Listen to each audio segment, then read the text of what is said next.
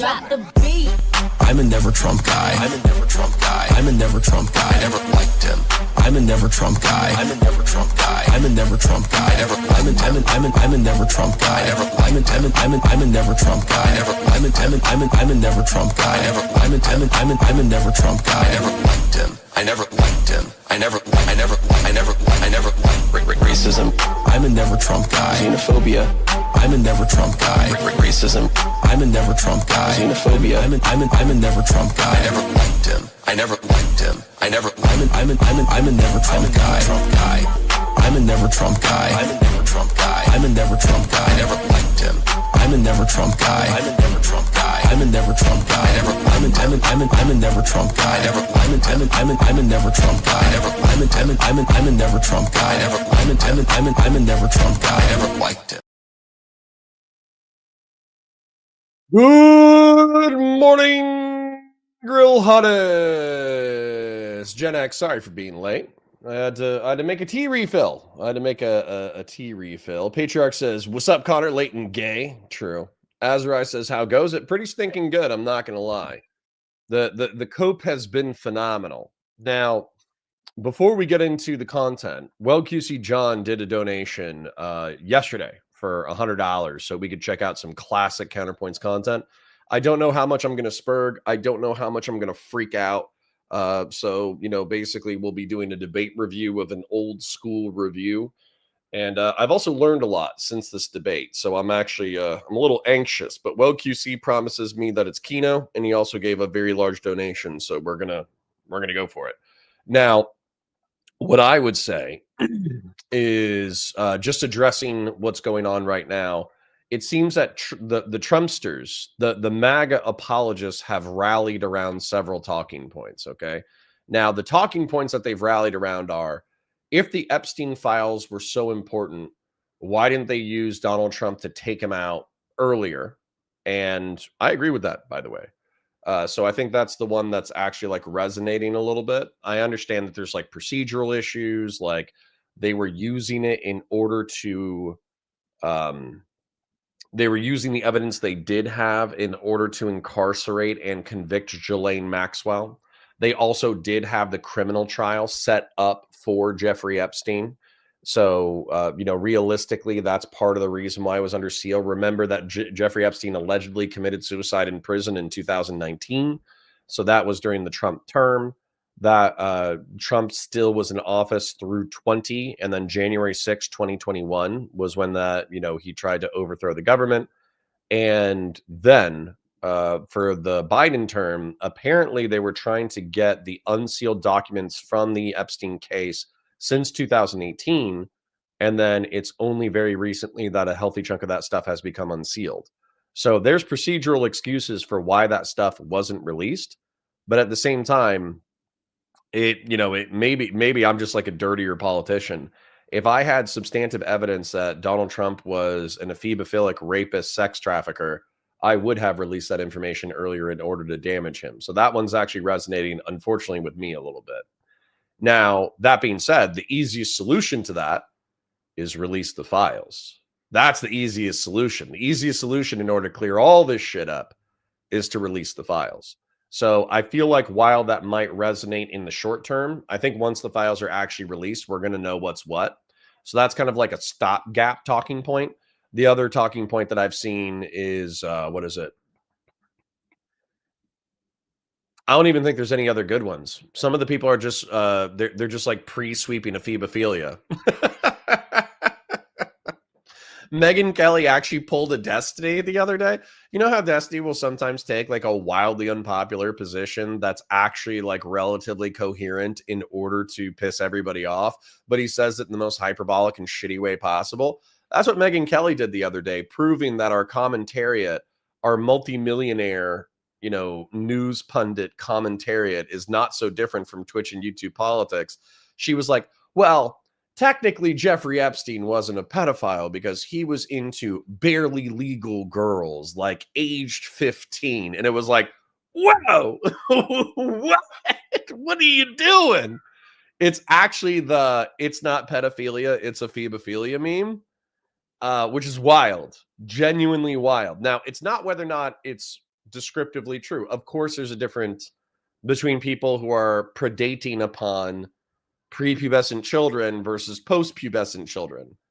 However, you are within the context of the largest pedophilic or ephebophilic, if you're being generous, sex ring being exposed to the national consciousness via a 20,000 document dump. And your first instinct is to be like, well, it's not technically pedophilia. It's like, why was that your first instinct? Why was that? Why'd you go with that argumentatively? And even if it's not intended, that feels like pre-sweeping. It feels like pre-sweeping. It feels like what's going to happen is there probably will not be enough information in order to indict Donald Trump. However, there will be compromising photos like Donald Trump hanging out with very, very, very young nude girls who might be confirmed to be underage at the time. Those girls might be dead. They might have already been paid off, all that kind of stuff. But of course, the insinuations, even if there isn't a criminal conviction, the insinuations are going to be, okay, Donald Trump is an ephebophilic rapist. So if that's the case, then like, why are you pre-sweeping? Why are you trying to get the Republican Party okay with ephebophilic rape? Like, what are you doing? What are you doing, Megyn Kelly? What are you doing? Why are you pre-sweeping ephebophilic sex trafficking? What's wrong with you? So anyways, wild times for the Republican Party. I don't think they have a moral core. I don't think they have a moral center. I think they've sold their soul to an ephebophilic rape cult. And I think that it's terrible. Now, that being said, it could be fertile ground upon which, I don't know, actual principles could be reborn. But that seems like a long shot, but it's a long shot we'll fight for. Gen X says, chat, did you see anyone photos I posted in Discord proving what happened to Pisco's brain? Dude, okay. Isn't he dating Joe the silly serious, or isn't he dating somebody else? And then you posted Straighterade, all of Straighterade's thumbnails in which she's clearly prominently emphasizing her chest. And like, you're just like, this is my proof for what has happened to Pisco's brain. Which, by the way, like, I don't believe you. I'm mostly joking when I say this, but doesn't that just prove that liberals are wrong about gooning? Doesn't that just mean that your guys' attitude of unlimited gooning means that a otherwise sensible liberal or progressive has been destroyed by casually staring at the chest of a leftist? Doesn't that mean that you're wrong about gooning? Doesn't that mean that Aaron should put on a burqa? Oh, well, QC John says, good morning, Grill Hottest and Coggers. The young shall enjoy the brain rot today. We'll see, man. We'll see.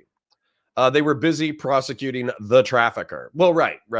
That's the procedural statement. King Solidus says, hey, yo, good to see you, King Solidus. Gen X says, and if they had everyone, would have it said it was fraud and lawfare? We aren't R-slurred. We know that was impossible. I gotcha.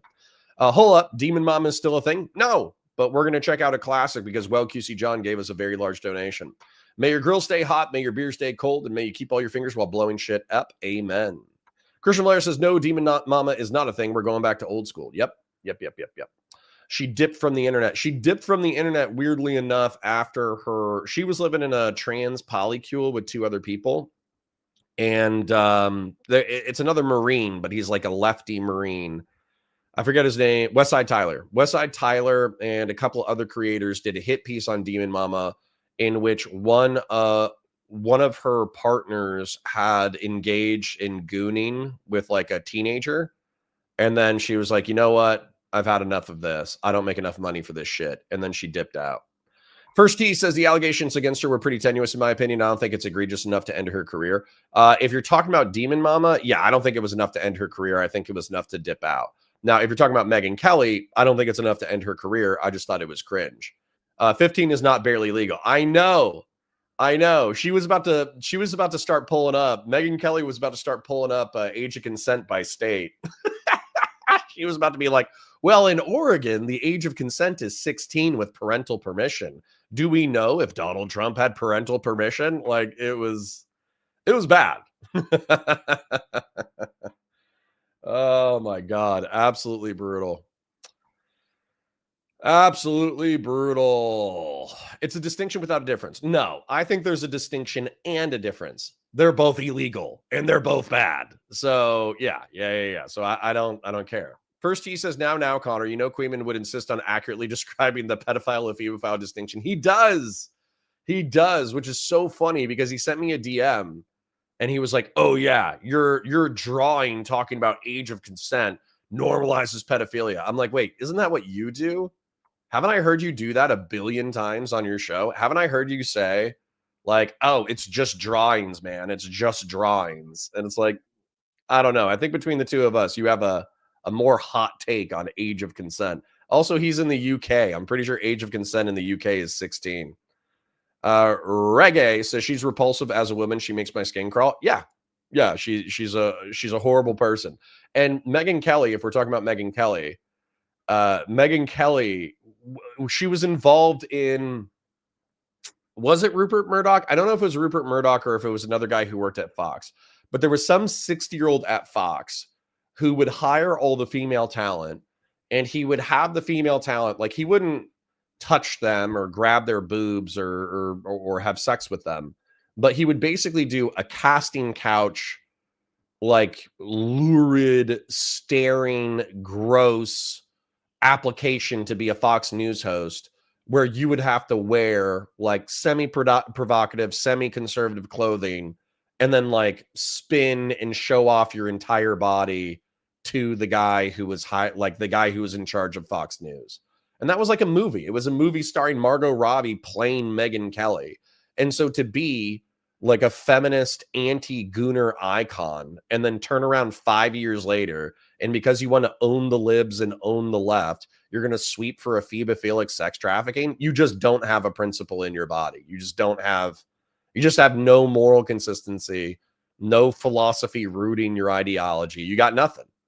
Subry Keller says, sorry for being late. I was feeling a little depressed and watched Tom Candy's Red Flags to make me feel a little bit better. Never fails to cheer me up. Hey, at least it's not Lolita. Christian Blair says Straighteraid and Lycan aren't a thing anymore? ? No, I think they're still together as far as I know. As far as I know, they're still together and they're in Tampa. I think that Gen X is just insinuating that large socialist boobs have corrupted Pisco's brain. That's all he's saying, or that's all she's saying. Boobs are and always will be magic. True. Gen X says, I'm somewhat joking, but I also do believe he and Aaron have insane flirtiness. Yep. Well, if you're liberal, what's wrong with that? What's wrong with a little bit of flirtation with somebody besides your partner? You know, who cares? You know, they don't judge other people's relationships. What are you doing? You're being sex negative. How many gooners have we seen hoisted by their own petard? Sen Patty says, Connor, are you implying boobs do not rot the brain of men? Was Saruman the Wise not tempted by the mommy milkers of Sauron? No, I'm saying that they do. I just think that Pisco's corruption due to chesticles is exaggerated. Anonymous says there's not a man on the right that wouldn't pretend to be a leftist for the right. Can't finish that one. What? Oh shit. I thought you were saying Westside Tyler was in the polycule. No. Not Westside Tyler. Not Westside Tyler. Westside Tyler did a hit piece that exposed the polycule and the gooning. Wait, did Demon Mama's career end because of... Is that a Billy Goat? Oh, Doe. Because of Doe. No, it wasn't Doe. It was Faye. There was another one. Megyn Kelly just got her libertarian card. It's normal for them. Yeah, Megyn Kelly just got her libertarian card. It's normal for them, for the extremists, but these are the same dumb fudges that wouldn't pay for... Megyn Kelly becomes a libertarian for 30 seconds, and she's like, really, what should be the age of consent? Gen X says, oh my God, Connor, have you seen the court doc saying Destiny definitely sent stuff to Rose before the Cardi statute, and it wasn't even Rose? He was catfished by Solo the whole time, allegedly. So have you seen the court doc saying that Destiny definitely sent stuff to Rose before the statute, and it wasn't even Rose? He was catfished by Solo. Yeah, dude. Yeah, so hold on. You would have to tell me the details. I saw food shops covering it, but I didn't watch the whole video because it seemed like there was a lot of fluff in there. But the with Steven, so if I'm reading this, send stuff to Rose before the statute. Okay, that could be good because then the case would get dismissed, even if Steven obviously did something wrong and bad that deserves to be criticized. He was catfished by Solo the whole time. This is where you guys you just have to stop being gooners. You just have to stop. Imagine you're flirting with an 18 or 19-year-old. You send some spicy text messages and videos, and then you find out that the opposite party was actually a dude who had lured you into an underage thing. Just stop. Just stop. Get married, have kids, love your partner. Just do that. Okay? You don't need to be 35 years old or 37 years old flirting with 19-year-olds. You don't need to be doing that. Okay? You will get in trouble. You will destroy your life. All right? Stop. Just stop. If you're over the age of 27, I would not date anybody under the age of 21. So there you go. Somebody was saying it was Robert Ailes or Roger Ailes, and somebody was saying it was Rupert Murdoch. Either way, it was an old dude who was creeping on the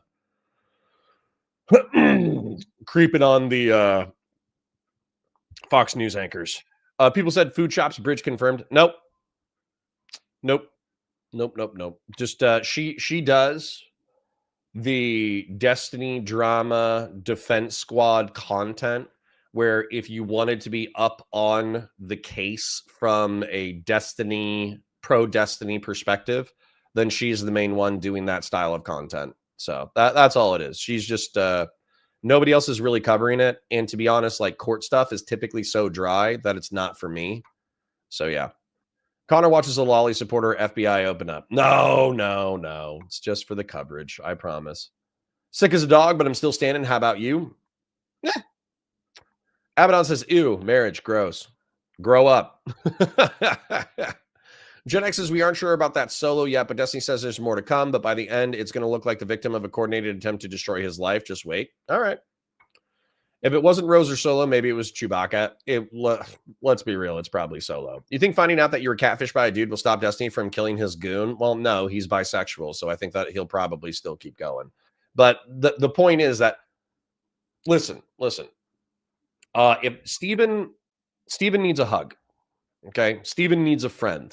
Steven needs somebody who gives him emotional validation, but Steven also doesn't want to be a pussy, okay? So he doesn't want to admit that he just needs like a normal friendship, okay? He just needs like a normal feedback loop between Steven and another person. And so he acts out. And the way that he acts out is he goons with alleged 18 to 19-year-old sex workers who end up being men. The way that he acts out is he hangs out with a Nazi girl who smokes meth. The way that he acts out is he goes to Texas and he randomly bumps into Lauren De Laguna and then selfie videotapes it and gets into a verbal altercation on the side of the road. So he's acting out. You know, he's acting out looking for attention. He's acting out looking for the hug from his dad that he did not get. Now, I'm standing right here and I'm like, hey, man, if you stop, street harassing Lauren De Laguna or vice versa, I don't really care. If you stop posting videos of you and Lauren De Laguna fighting in the street in Texas, of all places, if you stop hanging out with meth-addicted Nazi whores, if you stop gooning, then I'll give you the hug that your dad never gave it to. But he doesn't want the hug. He doesn't want the hug. He wants to hang out with meth-addicted Nazi whores. So it is what it is, man. It is what it is. All you can do is stand on the sideline and say, hey, I hope you grow up. That's all it is. That attention deficit disorder medication probably saved his career and stopped him from being okay, limited him from gooning. You say that. First T, from Pixie's perspective, this was quite ruinous to her, so it really is just malice to destroy his life, or is someone seeking a remedy to harm done to you? I don't know. I don't know if I care. I don't think she had that large of a digital career to say that this ruined her life. Also, she could just push past. She could also just push past and say, yeah, I hooked up with Steven. I lied about it because I was a little bit embarrassed of it. Who gives a fuck? Let's move on. We're all adults. You could do that too. That's another option. Sen Patty says, but the De Laguna stuff was funny as fuck. It was funny, but at the same time, like, did he find out where she worked? Or was he just hanging out in Austin? Or was he hanging out in Dallas and she just happened to be there? I know the world's small, especially when you travel, but it seems like a pretty big coincidence. Abaddon says, yeah, that Nazi girl is too much. You can accept both Nazism and meth. You have a limit. Yeah, have a limit.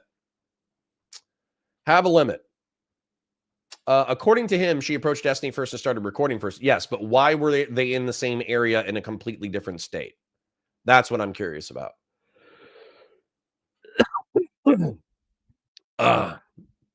I'm willing to accept that Dead Laguna is acting now Mouse primarily, but I don't know. Pixie got done dirty. Yeah, Pixie can be mad.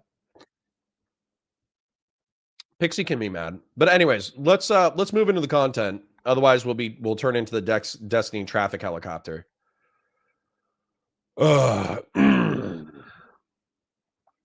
So, time for Connor to be a real homie and transition for Steven.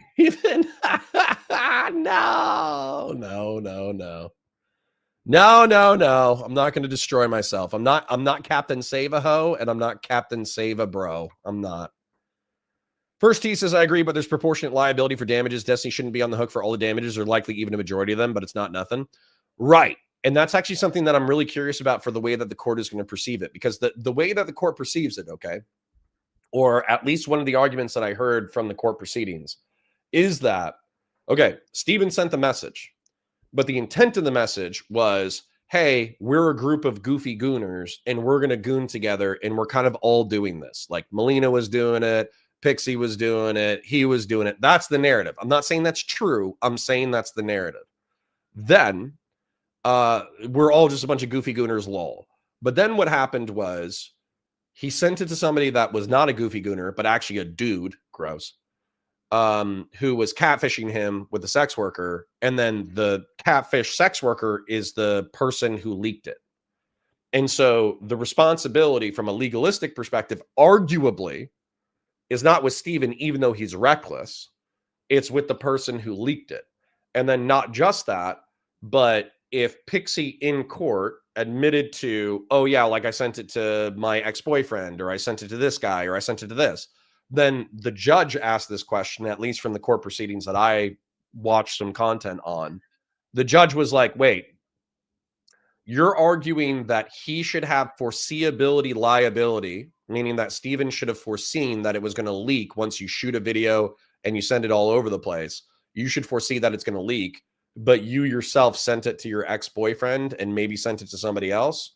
Does that not mean that you are also guilty of the same level of foreseeable risk?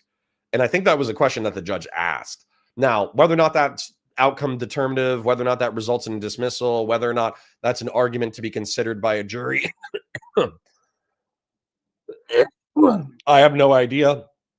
I don't care, but I'm just saying that was part of it. Short says, just watch the video. I'm getting there, Short. I'm getting there. All right, I'm warming up. I'm drinking my tea. I need my coffee. Although it's not coffee, it's tea. Nazi girlfriend or meth head, but never both, right? Connor, your beard is looking very nice, by the way. Thank you. I need to trim. So here's the thing. All right, I'm just going to share this with you guys. My hair is messy and borderline unkempt to the point of being nasty, but it's also kind of glorious. And I'm starting to get the curls in the back, and I want to keep the curls in the back. But I also feel like it's getting poofy on the sides. And so I don't want to mullet, right? But somehow I want to control the sides so it's not poofy. And I want a clean trimmed beard, but I want to keep the length on the top and I want to keep the length in the back. That way I get the back curls, right? Because I love the back curls. I think they're cool. I like them. It's like the beginning of my Jufro. So I don't know. I don't know what to do about it. All right. All right. Let's start it out. All right. Let's crack it out. Now you guys are debating which Lauren is hottest. So I don't know what to do. Abaddon says you can thin the sides. A barber will have special clippers for that. I got you. Okay. The mullet. Go for the mullet. Go for the Zoomer cut. Oh, That's funny. First T says some level, yeah, but Pixie's ex can be reasonably be expected to keep it private, certainly more so than the sex worker you've been DMing for less than 10 days. I agree. I agree with you logically, but is that enough to keep the civil case going where the judge is not going to dismiss it? And is that enough for a jury to side with Pixie and set up some damages? Right? I don't know. So I don't want to make any predictions. All I heard is you're looking for a black barber. Yeah, relatively speaking. All right. Anyways, let's do the content. We've had some fun. And we got at 1300 at 1 p.m. we got the Valor React. So we'll transition over to Twitch. I know I need to make a Kick account. There's so many things I need to do, but just haven't. But we'll make a Kick account eventually, and then we'll go to Kick instead of Twitch because fuck Twitch. If my Nazi girlfriend isn't on meth, I'm leaving her because she isn't committed to the bit. Jacob Brown with the hot take.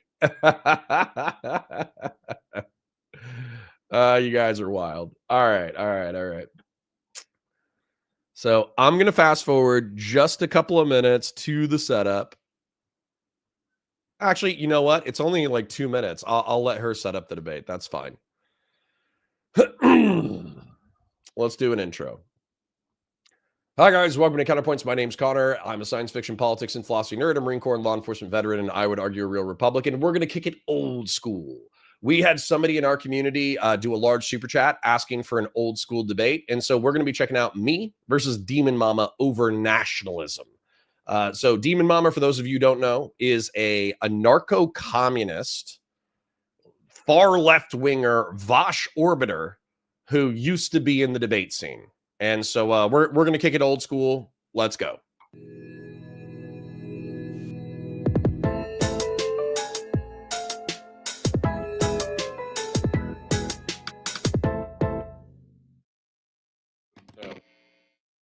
All right.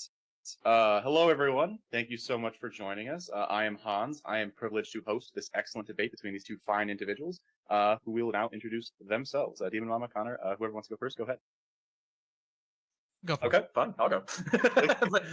My name is Connor. I run a YouTube channel named Counterpoints. I identify as centrist or center right. I am a statist, probably a civic nationalist. So that'll be good for the first beginning section of this debate. And yeah, so I have some shitty chud right-wing positions, and I'm sure we'll uncover them as we get through the debate. And if you want to check out anything, I'm a Marine veteran, law enforcement veteran, and a science fiction, politics, philosophy, and religious nerd. So if any of that interests you, go into YouTube, type in Counterpoints, common spelling, and chances are you can find me. We're probably going to break 8K in the next few weeks, maybe a little bit longer, maybe a little bit less, and that's me. Let's go. Big pog.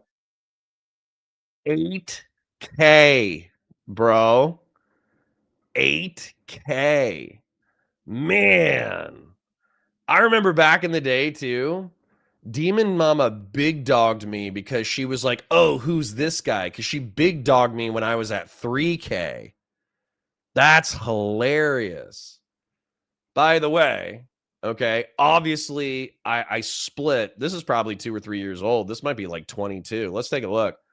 But obviously I split the channels and I kept going with Warhammer. July 29, 2021, bro. This is like 4 years old. Wow. Time flies when you're having fun. I miss Hans of Arkir, by the way. That's the host. He was kind of like a liberal military guy who liked to bodybuild. Hans of Arkir was excellent. But anyway, so 8K 2021, I split the channels just to give you an idea of where we're at right now, because Demon Mama big dogged me when I was at like 3K subs. She was like, who's this dickhead with 3,000 subs and 400 views on a video? She was trying to be like, oh, who's this pussy? And now I split the channels. My Warhammer channel is at 120,000. I think it's at 117,600 right now, something like that. So the Warhammer picked up. And then just in April, I went full time on politics and started a channel from scratch. It was I think it was at like 3K because I had done a few video essays on this channel. But then since April, we've bumped up to 8,500. So simultaneously, we are in the same spot politically on the politics side. 4 years later, we're in the same spot on the politics side. But on the Warhammer side, we are 12x. Sorry. I just do think this is mad funny. It's like watching a time bubble, a time capsule. Demon Mama? Hello, everyone. My name is Demon Mama. You can find me at demonmama.com/live if you want to watch the live stream, the standard demonmama.com if you want to find all of my links. I do a lot of stuff, one of which is debates. And I was wondering, Hans, if you are all right, if we could do a little different, what's the term here? Curveball. And I would like to say some nice things about Connor. There's been a lot of discussion about toxicity in the debate space, and I just want to say, you don't have to return the favor if you don't want to, Connor. I don't want to oblige you into saying nice things about me, but I did want to take the opportunity to say I really respect that you were willing to do this, and congratulations on winning our previous bet. Because like I said, I like to keep things honest. I did 3 minutes more than you, so congratulations. But honestly, I've really enjoyed, even though we. Could you give a little more? Could you give a little more background on that's almost like why we're here in the first place. So what was? Wait, hold on. Well, QC John, are you sure this is the right one? Because I thought you wanted the one where we hated each other. Because there was one where we started out and we were arguing about terrorism. And I was screaming at Demon Mama because she was trying to make American military and law enforcement service equivalent to terrorism. And I was like, you're a fucking piece of shit. You don't know what you're talking about. Blah, blah, blah, blah, blah, blah, blah. And then this one, I actually think is relatively sane. So, I mean, if you want this one, we'll watch this one. But if you wanted the one where I was screaming at her about terrorism, I think we have to go back because that was a Prime Kai panel. Was that the debate debacle again? You were had an argument over who was talking more during a Prime panel or something like that? So there's been a recurring thing in my panel experiences over the years, which is that I get told that I talk a lot, every single debate. People be like, oh, you talk so much. And while I am verbose, I don't think that it's so much that it deserves being called out all the time. And one time Connor did it and I got really mad and I said, you know what, let's fucking bet. And he was right. I talked 3 minutes more than him. And so and by the way, I think it was a lot more than 3 minutes, but that's fine. Oh, I paid up. Hold on. There's a little bit more lore to this, this is the second time this happened. So the first time I was completely caught flat-footed because I was confident. I was like, I don't know, but I was so caught off by the question that I was just like, and so as a result, I just shut the fuck up because I was like, I don't know who talked more. And then as a result, basically, it was a little bit shitposty of me, but it did seem like I was getting less time than most people in general for the first two subjects when we first took that bet. And so basically I was like, I am absolutely confident this time. So, you call me out and I'm like, fuck yeah, I'm going to take that bet. You showed me up last time. I'm going to catch you this time. So, yeah. The previous times, times I've been challenged on this was, okay, no problem. Well, QC John, this one is too good faith. This one is too good faith. So I'm going to do Demon Mama, Prime Kai, terrorism, and I'm going to see what we can pull up.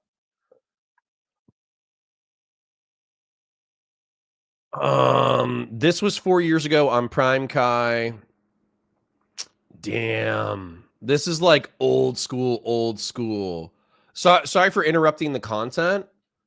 But realistically, if we go through this one, that's actually a good faith debate. So I'm just going to sit here and I'm not going to have much to say.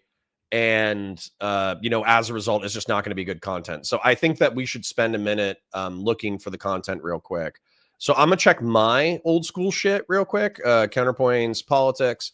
And by the way, what I did for the Counterpoints Politics channel is I actually, when I moved everything over, I just uploaded it back to back. So there's a lot of old school archived content. So if you're a Twitch and YouTube political person and you've been in the game for a long time, but you're kind of pining for the old school debates, the super old school debates, they're in here. Look at this shit. This is Faraday Speaks. This is Vosh. This is my first conversation with Destiny, my first conversation with Rose Wrist. Now, that being said, I don't think I kept a lot of the Prime Kai debates This is like one of my first conversations with Lauren Southern while I'm working with her on a documentary. This is a whole bunch of one-on-one conversations. Excuse me. Damn, we might have to look for Prime Kai. Death of Roe versus Wade. So no. This is way past when I first showed up. So I'm gonna have to go check the Prime Kai channel, because weirdly enough, this is already like 2 years into my Twitch and YouTube political career.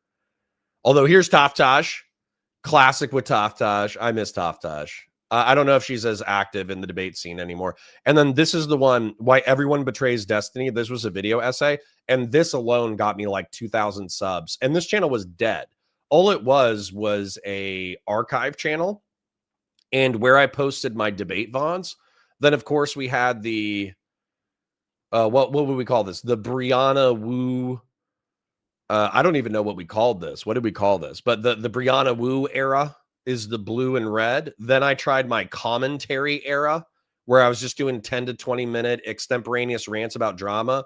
Then it was the Destiny drama era, where I was doing like little video essays. And then this is pretty much where we went full time right here. Once you see this was like my little commentary video era.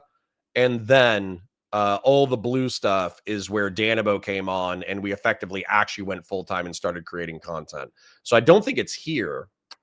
I might have to, QC John, we might have to do some research and find it and then come back to it. I might have to react to something else just because we might, I don't want to spend 10 minutes scrolling through a Prime Kai archive looking for like super old school debates, because this dude is live every single day. Prime Kai's been live every single day forever. And so we're talking about like back in the day. So if I don't find it in the next like 2 minutes, then we're probably going to watch the Andrew Wilson thing, and we'll do some research in order to check out Prime Kai's archive. 4 years ago. So this would be the approximate. And I think that's Joe the Silly Serious. Am I incorrect? River Bojack. But is that Joe the Silly Serious? Is that who is it? I'm trying to think. God, why can't I think of anything? Is that Pisco's girlfriend?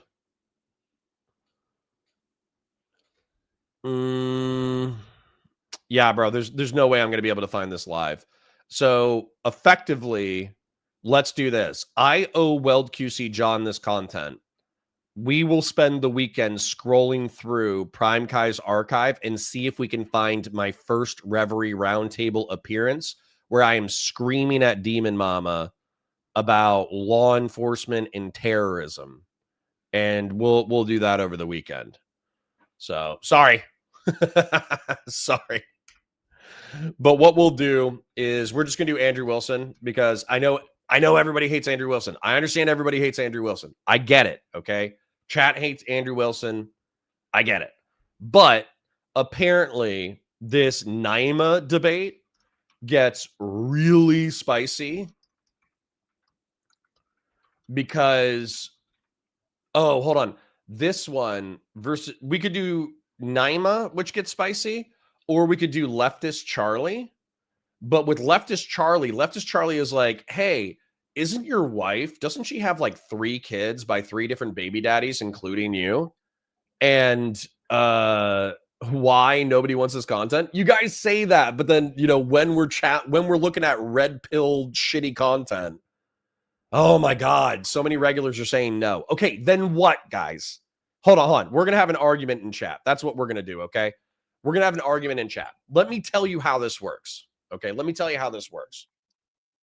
You guys say, no, this guy sucks, fuck him, blah, blah, blah, blah, blah. But then you're pissed off enough that you're engaging in chat and you're super chatting, okay? So you hate the content, but you love to hate the content, all right? That's how this kind of works a little bit. Now, that being said, when I see regulars like Patriarch or Sen Patty or who else? Beef Supreme, nobody wants his content or whatever. You guys are regular enough that I'm like, okay, well, they're regulars, so I don't want to torture them for the next 2 to 3 hours. Okay. So I'm trapped because do you guys just want to like hang out and hold hands for the next 4 hours? Do you just want to like watch? Do you want me to put on soundscapes?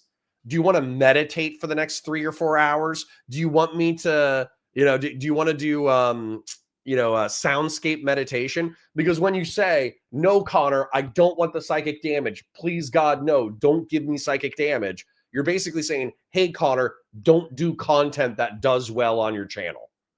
Okay. So I'm trapped. It's a catch-22. So we'll figure this out. Because I'm going to challenge you on this. Because Demon Mom and Counterpoints duke it out on the Reverie. Okay. Maybe we could do that. But let's deal with this first in chat before we do anything else. Do not put Andrew Wilson's. Why? Nobody wants this. Mr. Feeney says, oh, is it his debate with the lesbian that triggered him? Probably. Hold on. I don't just hate Andrew. I hate watch Andrew. Right? Go find something better. Well, Beef Supreme, I just can't trust you. You're like the most negative person here. I like seeing Wilson shit on other conservatives or get really uncomfortable when women press him. Sacred Snow says, I don't know how recent it is, but I saw a short of a lesbian feminist triggering the fuck out of him by saying his wife has 2 kids and 2 baby daddies. That's the leftist Charlie debate. AKA Batu Sai says, how would you hate me if I don't want Andrew but say yes, Andrew? I don't care. Have you watched the Taft Pisco interview? Guys, I don't want to watch old school Twitch and YouTube political content and have 50 viewers. The reason why I was willing to do that with Well QC John was, number 1, it's funny content. Number 2, it's spicy. Number 3, he did a $100 super chat. At that point, I'm willing to forego metrics for a little bit of, old school spice. But I'm not just going to be like, hey, I remember this vague content that was good, but only 50 people are going to want to watch it. I'm not just going to go through Twitch and YouTube nostalgic highlights. So, Abaddon says, Counterpoints and Demon Mama duke it out on the Reverie. Okay, so maybe we could still do the Demon Mama content, and I will force y'all to vote because you guys are basically fucking with me. Counterpoints and Demon Mama duke it out on the Reverie. All right, let's see if we got it.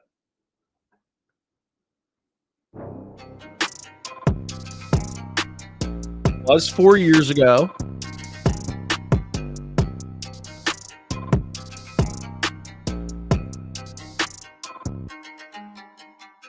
So, topic 1. The U.S. Currently is experiencing a housing crisis and an affordable housing crisis. Excuse me. Rents have been rising in many cities. It's about rent? No, we're looking for law enforcement. Raising things with it because it seems like they're raising the price just to have the status dollars just to build 1 unit. You interrupted my statement to pick on a literal single line said at one point by Free Xenon. And once again, like this is why that negotiate their salaries, benefits, and the working See some war effort killed the Japanese and killed the Japanese. That's a good line. Hey, correct. just fucking provide for. I'm painting Warhammer models. No, that's not it. Sorry.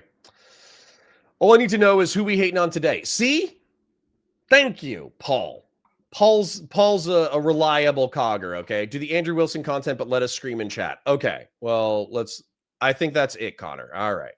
This is typical, like how everyone used to claim they hated Mr. Girl, but everyone tuned in for Mr. Girl. Exactly. All right, I'm scrolling to the bottom. Yeah, rent control. That wasn't it. We were talking about terrorism. Pisco and Taftaj conversation was a month or 2 ago. Okay, still, you know what I'm saying, though. You know what I'm saying. I bet I can find the video. Who else was in the debate? I don't know. Dude, it was 4 years ago. You think it was BLM or ACAB? Yeah. Yes. Okay, so we haven't found the content. We're going to find it. We have to make moves, guys. I can't just sit here with 65 people in my fucking chat. We got to pick content, and we got to make moves. All right? All right, thank you, Patriarch. I appreciate you. So, anyways. Oh my God. ACAB and the thin blue line. All right. I'm going to try it one more time, and then I'm going to put it up to chat and a vote. Okay. ACAB, thin blue line, Prime Kai, Reverie, Demon Mama, counterpoints. Your search didn't match anything. All right, let me try that again on YouTube. And Patriarch, I can't click on links in chat. When I click on them, they just highlight the chat. Oh my God. Demon Mama and Cop versus neoliberals and righties. Destiny on the legendary panel to argue. I'll just do Prime Kai ACAB Thin Blue Line. Nope. No. Come on, guys. I can't, like, so Patriarch, I cannot click on that.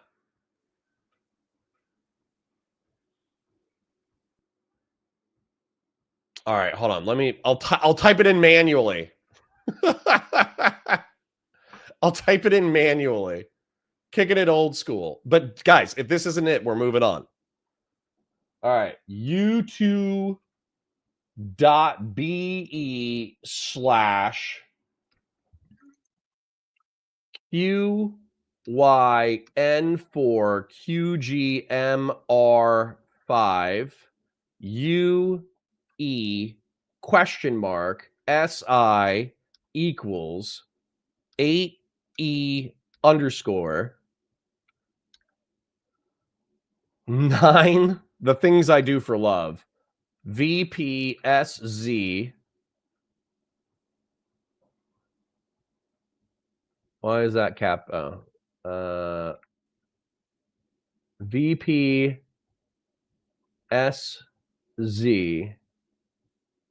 3TCEYQ. This video isn't available anymore. I don't know what you want me to do, bro. What do you want me to do?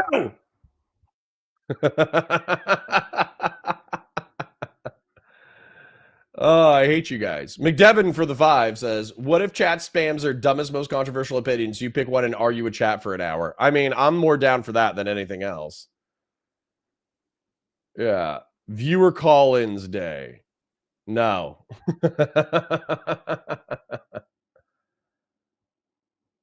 Okay, dude, I'm not clicking through random content. We're doing Andrew Wilson. Find it. Find it for ACAB, whatever, okay? I'm watching Andrew Wilson fight a lesbian. That's what I'm doing, okay? Jesus Christ. Guys are cucking the content, all right? Andrew Wilson versus Charlie. Here we go. This video isn't available anymore. Now it's loading. Holy shit. Now I'm going to fast forward because he always does that stupid-ass fucking argumentation where he's like, if you don't believe in God,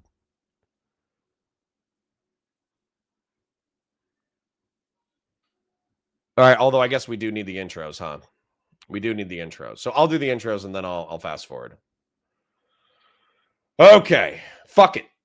You guys find the content, DM it to me. Do not link it. I'm not going to be manually typing in a series of codes for the next 30 minutes. All right. Hi, guys. Welcome to Counterpoints. My name's Connor. I'm a science fiction, politics, and philosophy nerd, a Marine Corps and law enforcement veteran, and I would argue a real Republican. We're going to be watching Andrew Wilson debating a lesbian, and it gets spicy. So let's go ahead and bring it in. Let's see what the intros are. Let's get cracking. Our podcast coming to you live from Santa Barbara, California. I'm your host, Brian Atlas. A few quick announcements before the show begins. This podcast is viewer supported, so please consider donating through Streamlabs. That's streamlabs.com/whatever. TTS is $200 and up. There will be no instant TTS. TTS will come in batches at various breaks throughout the debate. You can see the description for all triggers and full details. Without further ado, I'm joined today by Andrew Wilson, host of The Crucible. He is a blood sports debater and political commentator. Also joining us today is Charlie. She received a master's degree in fantasy literature from the University of Glasgow and a BA in English from California State University, Sacramento. She's a political, social commentator and content creator. The topic today is feminism.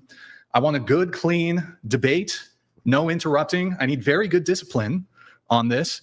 I will allow for some slight interrupting, as is normal in conversation, but excessive or repeated interrupting will first result in a verbal warning, excuse me, followed by a yellow card, which mute. Oh my God, I don't care about that. Just mute him if you need to. All right. be necessary. There are no opening statements, straight to open convo. Let's get it on. Cool. Okay. I think first we ought to agree on some definitions. So feminism, the prompt was, is feminism good for society? The definition I have here is from the Oxford English Dictionary. Feminism, advocacy of equality of the sexes and the establishment of the political, social, and economic rights of the female sex. Are we in agreement on that? No. Okay. What's your definition of feminism? Feminism is the movement towards egalitarian systems and the deconstruction and removal of the patriarchy. Okay. So it's my belief that feminism cannot operate without an oppressor-oppressed class worldview. And if there's Oh God, that's where Cooley got it. God, Cooley just straight up apes Andrew Wilson's shit all the time, doesn't he? an oppressor class, that oppressor class has to be the patriarchy, because who else could it be? I think that that's fair, but I do want to, stipulate that, like, I think that men are also, they also benefit from feminism, and they're I also oppressed under patriarchy. Is that Yeah, that I right? understand. So Okay. your definition would include, you don't disagree with my definition. You're just clarifying a position on top of it, which is that you think there is a patriarchy. Mhm. It's just that it's also oppressive or beneficial to men as well. Or I'm sorry, oppressive to men as well. Yes. Yeah. Okay. So can we largely agree then that feminism is an egalitarian movement which focuses on. And by the way, I get that definitions are boring, but I don't want to fast forward because apparently, like, he has a proprietary definition for Christian nationalism, and that's actually why he didn't want to debate me on Christian nationalism a few months ago. We are setting up a debate for Christian nationalism in the next month, as a matter of fact. I think we're scheduling down a date. But the reason why I just want to go through the definitions is because if they're fighting about definitions for 30 minutes, I want to know what their actual proprietary definitions are. Equity, egalitarianism, and the removal of patriarchy. Mm-hmm. Okay. So then I think we got the definition down there pretty well. Oh, okay. And then society, I mean, I think this one is pretty obvious, but society, this is from Merriam-Webster, a community, nation, or broad grouping of people having common traditions, institutions, and collective activities and interests. When I say society, what I'm going to be referring to mainly is the United States. I'm going to refer to my country, Okay. my nation. Yeah. Is that acceptable? Sure. Yeah. Okay. So I don't have any issues with that definition. Cool. All right. And then I guess, gosh, I really don't want to get into another meta-ethics debate. But About the word good. Oh, what is good? Yes, what makes something good? So when we're talking about good here, why don't we just stick with outcomes which are preferable to most people? Okay. Does yeah, that sound perfect. reasonable? Yes, Okay. absolutely. Nice. Like, listen, I'm sure that this is going to derail and get terrible very soon, but holy shit. Like, dude, the other day we had like a moral nihilist argument with like half a dozen people in chat who were like, well, what's really good anyways? The good is, the good is arbitrary. Good is subjective. Who gives a shit? And like Andrew Wilson and leftist Charlie are being more reasonable about the definition of good than half a dozen people in my own chat yesterday. So outcomes which are preferable to most people for the good. So I understand that you and I have different viewpoints on what good is, but in like the good faith of not trying to bog the conversation down into 3 hours of meta-ethical jumping up and down, I'm fine with that too. Sure. Okay. Awesome. So I think we have our definitions down pretty well. Cool. Okay. Okay. So I'll let you open with whatever you want to say. All right. So I guess we didn't technically have opening statements, so I suppose I will ramble. Feminism is good for society because a society that allows people the freedom to choose the life that they wish is a happier society. I believe that hierarchies divide and weaken us. Okay. So the crux of your argument for feminism is that it's good because it allows for more choice. Yes. Is that the crux? Am I Yes, getting that right? I would say so. Okay. I don't want to straw man it. So if you want to think about it for a second and make sure. He's like, I have a whole argument tree on this one topic. So if you want to think about it for a second, think about it. Oh no. Am I going to end up agreeing with Andrew Wilson? Ah, fuck. That's what you mean by it, or if there's any addendums that you want to give to it. I think freedom of choice and egalitarianism. Freedom of choice and egalitarianism. Okay. All right. Choice. And by the way, I just want you guys to know, okay, this is actually a kind of an interesting thing in reference to how far we've come just in a generation. All right, I want to make this comment. All right, in the 1960s, women could get into academia, but it was like frowned upon, and it was like very normal for like academic circles and very normal for like the upper echelons of society to say, "Oh, that's not a woman's job." You know, okay, like a woman can do math. Like there's females who are working for NASA. There's female engineers. There's like exceptions to the rule. But realistically, like the upper echelons of society are for men because men should be working and men should be making money and men should be providing for women. And women should basically be, you know, in the kitchen, getting pregnant, having kids, raising kids, managing a family, et cetera, et cetera. And also homosexuality wasn't accepted. So leftist Charlie or whatever her name is, she would have been probably bullied socially and culturally into finding a man that she could tolerate and having a relationship with that man and then having kids. Now, arguably from like a genetic succession kind of argumentation, okay, you have kids, like that's good.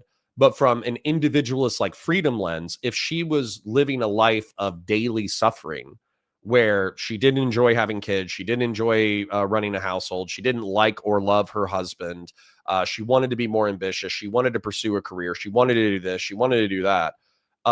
Look at that in the 1960s context where that would be her life versus look at what modern society has afforded her, which is the capacity to go to higher level academia without judgment, get an interesting degree, actually getting like a master's in fantasy literature. While that's probably the most useless degree I've ever heard of, it's a cool degree. If I could get a master's in fantasy literature, I would. I'm just not going to spend $100,000 to get an education in fantasy literature.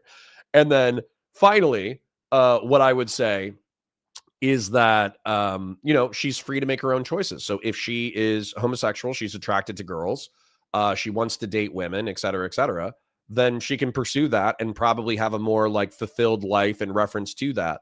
And so for me, I'm just trying to say like the amount of difference between the life that a person like her would have lived in the 1960s versus the life that she can live now in the 2020s, it is light years ahead of where it was. Egalitarianism.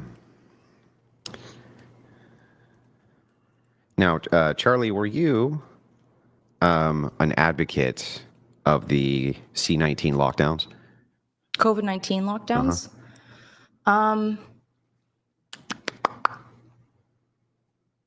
Where is this going? Yes, I would say so, but my stepfather is diabetic, so I had a personal stake in it because I did not want him to, you know, as a diabetic, he was more at risk. Can you tell me how that helped with freedom of choice?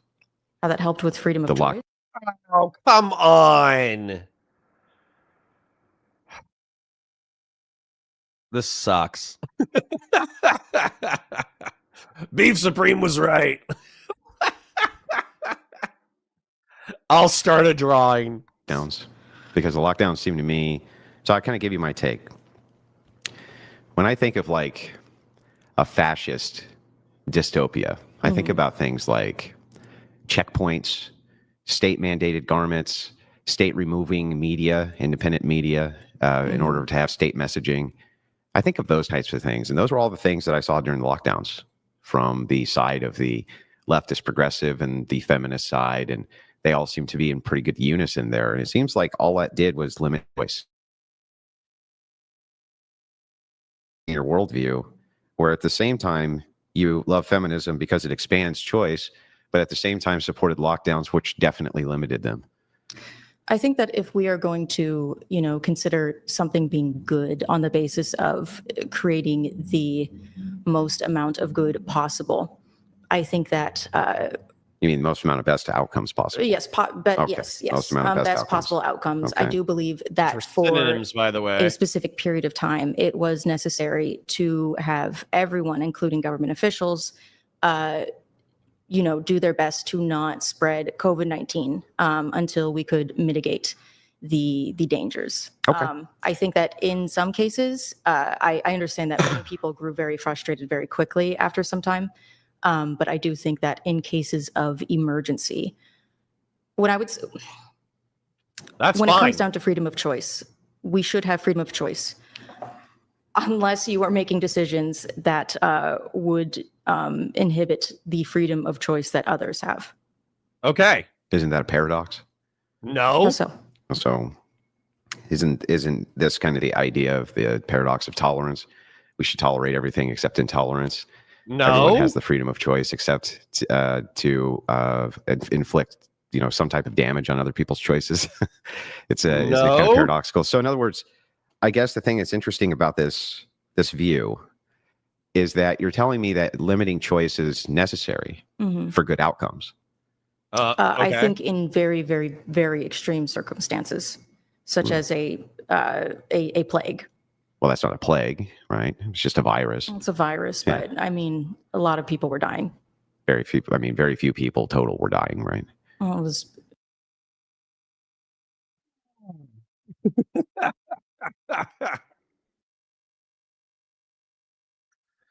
I'm going to finish my drawing, but this is already obnoxious. And the reason why this is obnoxious, let me tell you what I'm drawing. So what Charlie said, which, good for her for flipping the conversation to the point that I'm agreeing with her almost instantaneously, where I thought that maybe I would agree with Andrew momentarily, is that she's saying that in general, freedom of choice is good.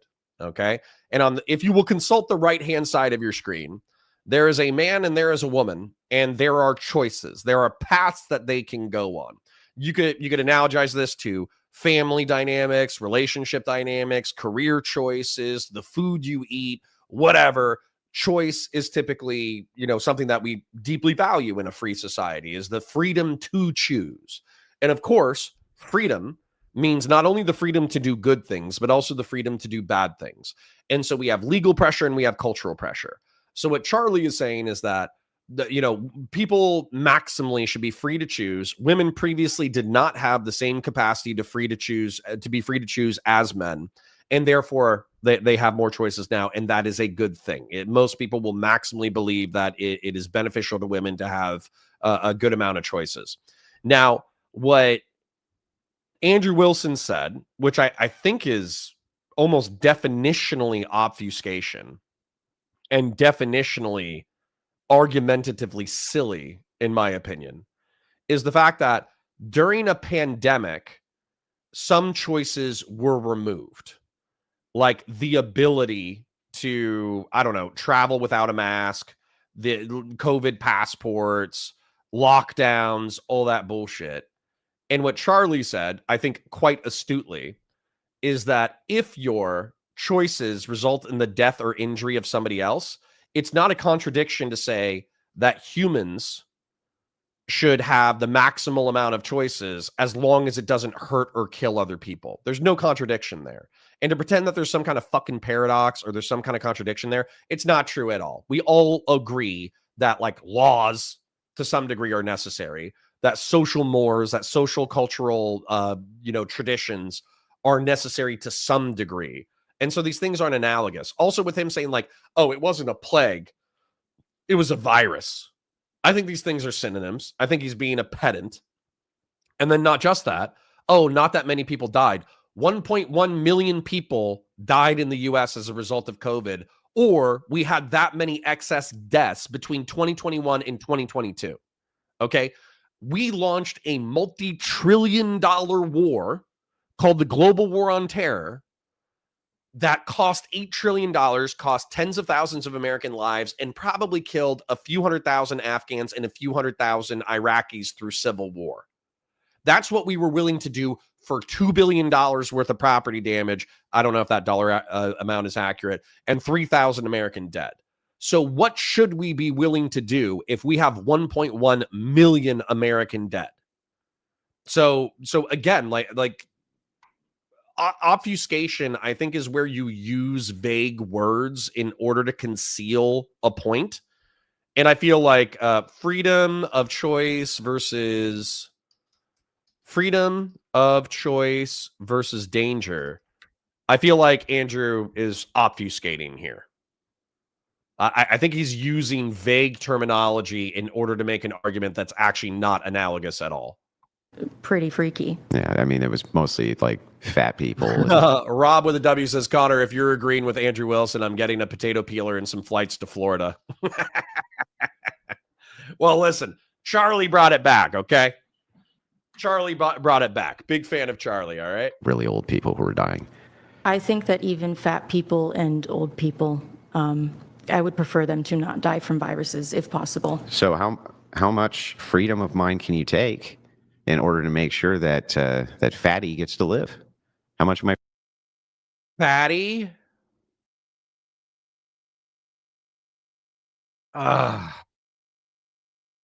So sorry. The whole reason why we're watching this is later on, leftist Charlie says, hey, doesn't your wife have 2 other baby daddies? Didn't your wife, have 2 other men that she married prior to marrying you? You're acting like this like tradcon conservative douchebag, and yet you're raising 2 children by 2 other people.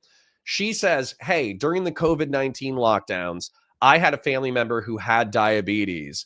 And as a result, I think some of the lockdowns were necessary in order to save human life. And Andrew Wilson out the gate is like, yeah, how much of my freedom can you impugn on to save your fat family member?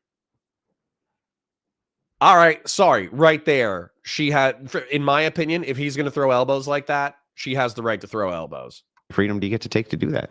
How much of my freedom to walk into a store without wearing my government-sponsored, mandated garment around my face that marks me as acceptable?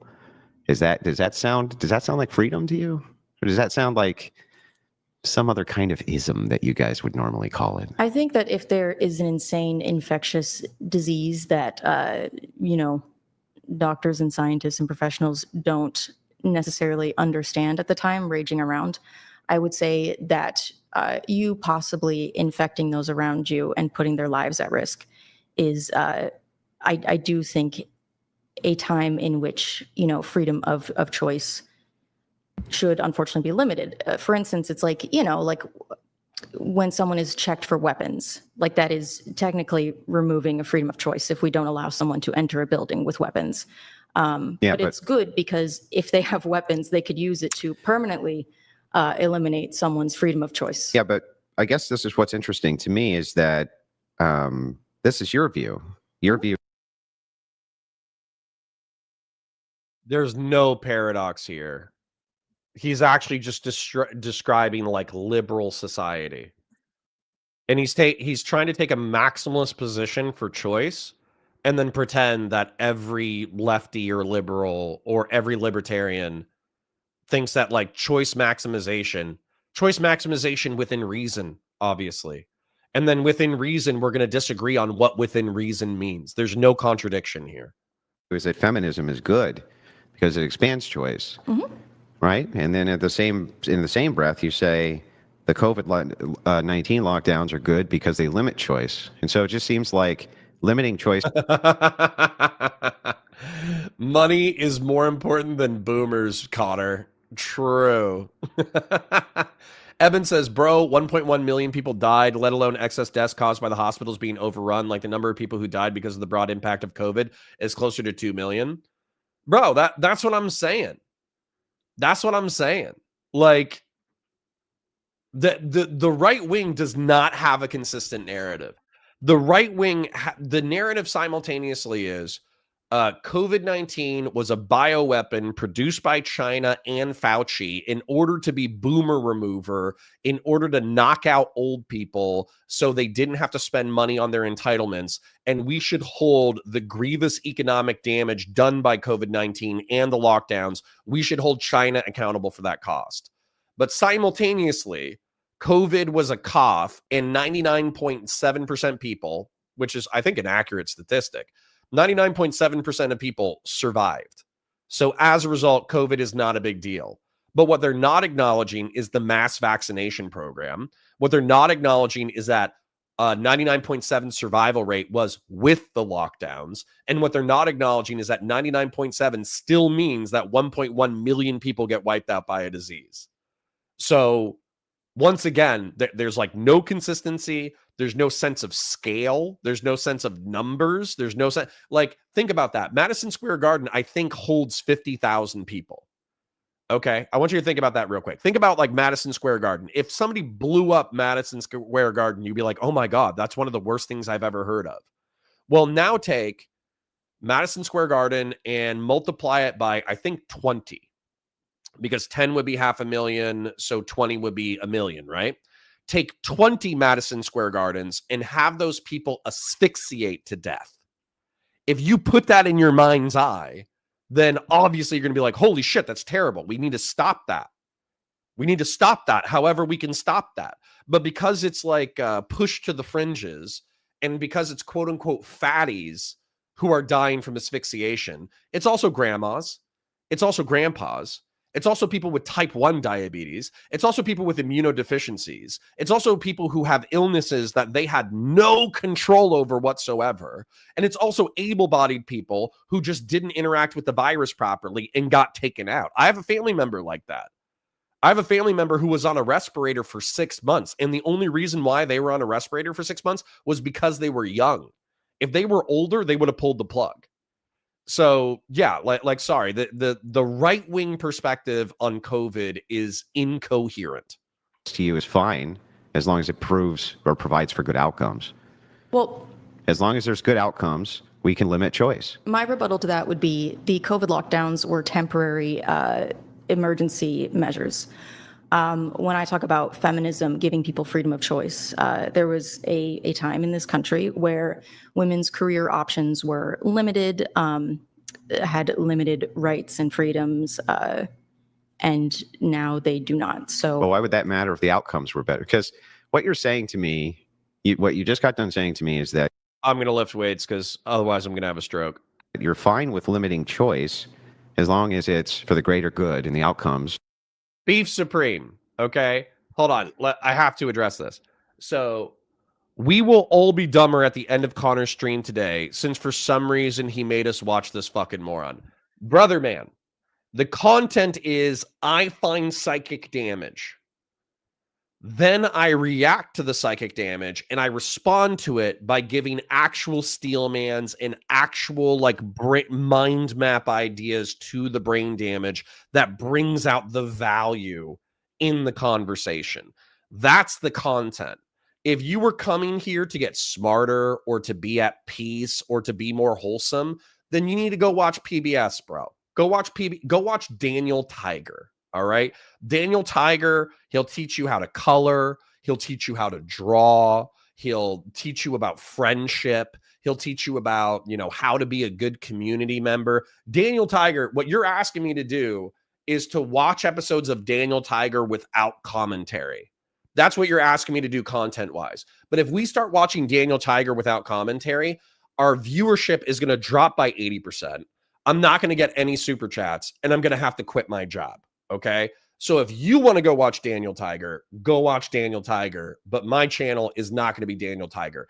It's going to be finding the dumbest, most inflammatory, biggest pieces of shit on the internet, watching them say wildly stupid shit, mocking them and criticizing them, and then drawing complex mind maps in order to illustrate highfalutin ideas. That's the content. Sorry. From your view, are better. The outcomes. Temporarily. Well, well, if that virus, limiting of freedom of choice. So what if that virus had been here for 50 years? Would you have still supported lockdowns if the state officials and experts came out and said that that was still the best way to mitigate the spread of this virus? Depends on the death rate, Andrew. If we had Ebola that was as infectious as COVID, then yeah, obviously we would still need to do draconian measures in order to make sure the entirety of the species wasn't wiped out. Obviously. I think after 50 years with all of the technology that we have, if they had not managed to get... But if they did, would you have supported their mandate for new normal? No, that's ridiculous. Why? Like 50 years, that's a lifetime of limited freedom. But a year and a half where people can't see their loved ones die, they can't even go to the hospital to see them. And when they can't have any contact with them whatsoever, right? They can't even touch them. people couldn't get medical care for years. They were dying of diabetes and other horrible things because of these lockdowns. You were fine with those things as long as you thought that the greater good was served as far as outcomes go. Yes. My great grandmother passed during the COVID-19 lockdowns in 2020, and my family was able to go see her as she was dying. That's nice for your family, Yeah. but you know that there's many families who are not, depending on the states that they were in, or they would have a contact order where only one person could go in. That's how they did it. It was one person at a time, which is frankly not ideal. But I think it's not only not ideal, but you couldn't touch them. They had plastic between you and the person often. Yeah. Depending on the state you were in, they would wall you off with plastic so that you couldn't touch them because of the threat of the contact of the virus. And so the thing is like, that doesn't sound like this freedom of choice society that was designed to assist people. And if you say, well, it's just a temporary measure, we'll just limit your choices temporarily. We don't know what temporarily is. Somebody said, no Bluey reference? Bluey is really good. That lasted almost 2 years. Like it was a year and a half, so that was fairly temporary. It's not that temporary, and the amount of damage that it did was incredible. Why are we using terms that aren't accurate? In the span of a lifetime for a deadly pandemic disease that wiped out 1.1 million people, a year and a half is absolutely temporary. And if another one comes, you'll do it again. And if another one came, you do it again. And if another one came, you do it again. Given the unpopularity of the lockdowns and the politicization of the lockdowns, I don't think politicians would want to force. Beef Supreme says, I know I'm still here and I'm just talking shit about him. But bro, that's what I'm saying. You have to understand this too, Beef Supreme. I need to explain this, okay? You talking shit is good for the channel. It's good for the channel. You getting pissed off and being like, fuck you, Connor, fuck Andrew Wilson, leftist Charlie is making dog shit arguments. That's good for the channel too. Why do you think I say, like the stream, share it with friends, engage with chat, super chats if you got them, memberships if you got them? The reason why I say that is because when you engage in chat and you like the stream, that boosts us in the algo. And so pissing you off to some degree is good for me. Now, I want it to be a voluntary relationship. I don't want to hurt you. I don't want to hurt you psychically without your consent, but I want you to sign up for the psychic damage. Okay. Another lockdown. I also think that. But you support them though, whether the politician does or not. You support them for the greater good. The idea is it serves the greater good to you, and I guess that's my position too. See, I think that limiting choice can serve the greater good, just like you do. Yeah, Andrew Wilson's the motherfucker who's trying to hide the zombie bite. You know what I'm saying? Like he's like, nah, I'm built different. The zombie virus isn't going to infect me. And then he goes into the safe house with a zombie bite. I think that limiting choice in many instances serves the greater good. And I think that limiting choice for a lot of people, like I think that limiting women's choices to have abortions, I think that that's good. I think that provides better outcomes for society. I think that limiting women's ability to vote men into wars. Here we go. I think that that's good for society. Like I think the same thing you think. If we're going with good as outcomes, I think that limiting choice is sometimes necessary for the greater good, just like you do. So I want to address what you said about war. I assume you're referring to the draft. No. Vote men into wars. What do you mean? That's only one aspect. Well, I'll explain. Okay. Do you agree with me that no matter what the circumstances are, it's almost exclusively going to be men who engage in all frontline combat operations in basically any nation on planet Earth? I think that has historically almost always been the case, with some exceptions. But in this day and age, I do think that boots on the ground is significantly less common. Like in the Ukraine? Oh, well, Ukraine's a different beast. We're talking about America. And Ukraine also had women. The women volunteered to fight for Ukraine. They're not in frontline combat roles. In fact, they were allowed to leave, and the men weren't allowed to leave. The men had to stay, and they were drafted right off the street. That's terrible. I don't think anyone should be forced to go to war. However, it's also a specific age range of men. I think that when we're talking about war, it's up to 60. They're drafting them up to 60 years old. Gnarly. But it's common. That's common in a real war. Mm-hmm. We just haven't seen one in a long time. Of course. But when I think about war, I don't think about women voting. Do you mind if we look that up? Can you look up the max draft age for Ukraine, Brian? See, and now we're getting into the nitty gritty of the details of Ukraine, but we're not sticking with the principle. The principle is and by the way, from an argumentative flow, Beef Supreme was like, "Oh, and you said this motherfucker's intelligent. You said this guy's intelligent. This guy sucks. This guy sucks." But what's interesting is that there's no contradiction here, which is that, Charlie is arguing that the maximal amount of choices between the genders or the sexes is good. And to some degree, I agree. But then what Andrew Wilson is saying is, oh, okay, well, in this exception, which I think was a stupid exception, but that's okay. During a deadly pandemic disease, you're saying that this risk to another person means that you are prohibited from a certain course of action. Well, I agree with you.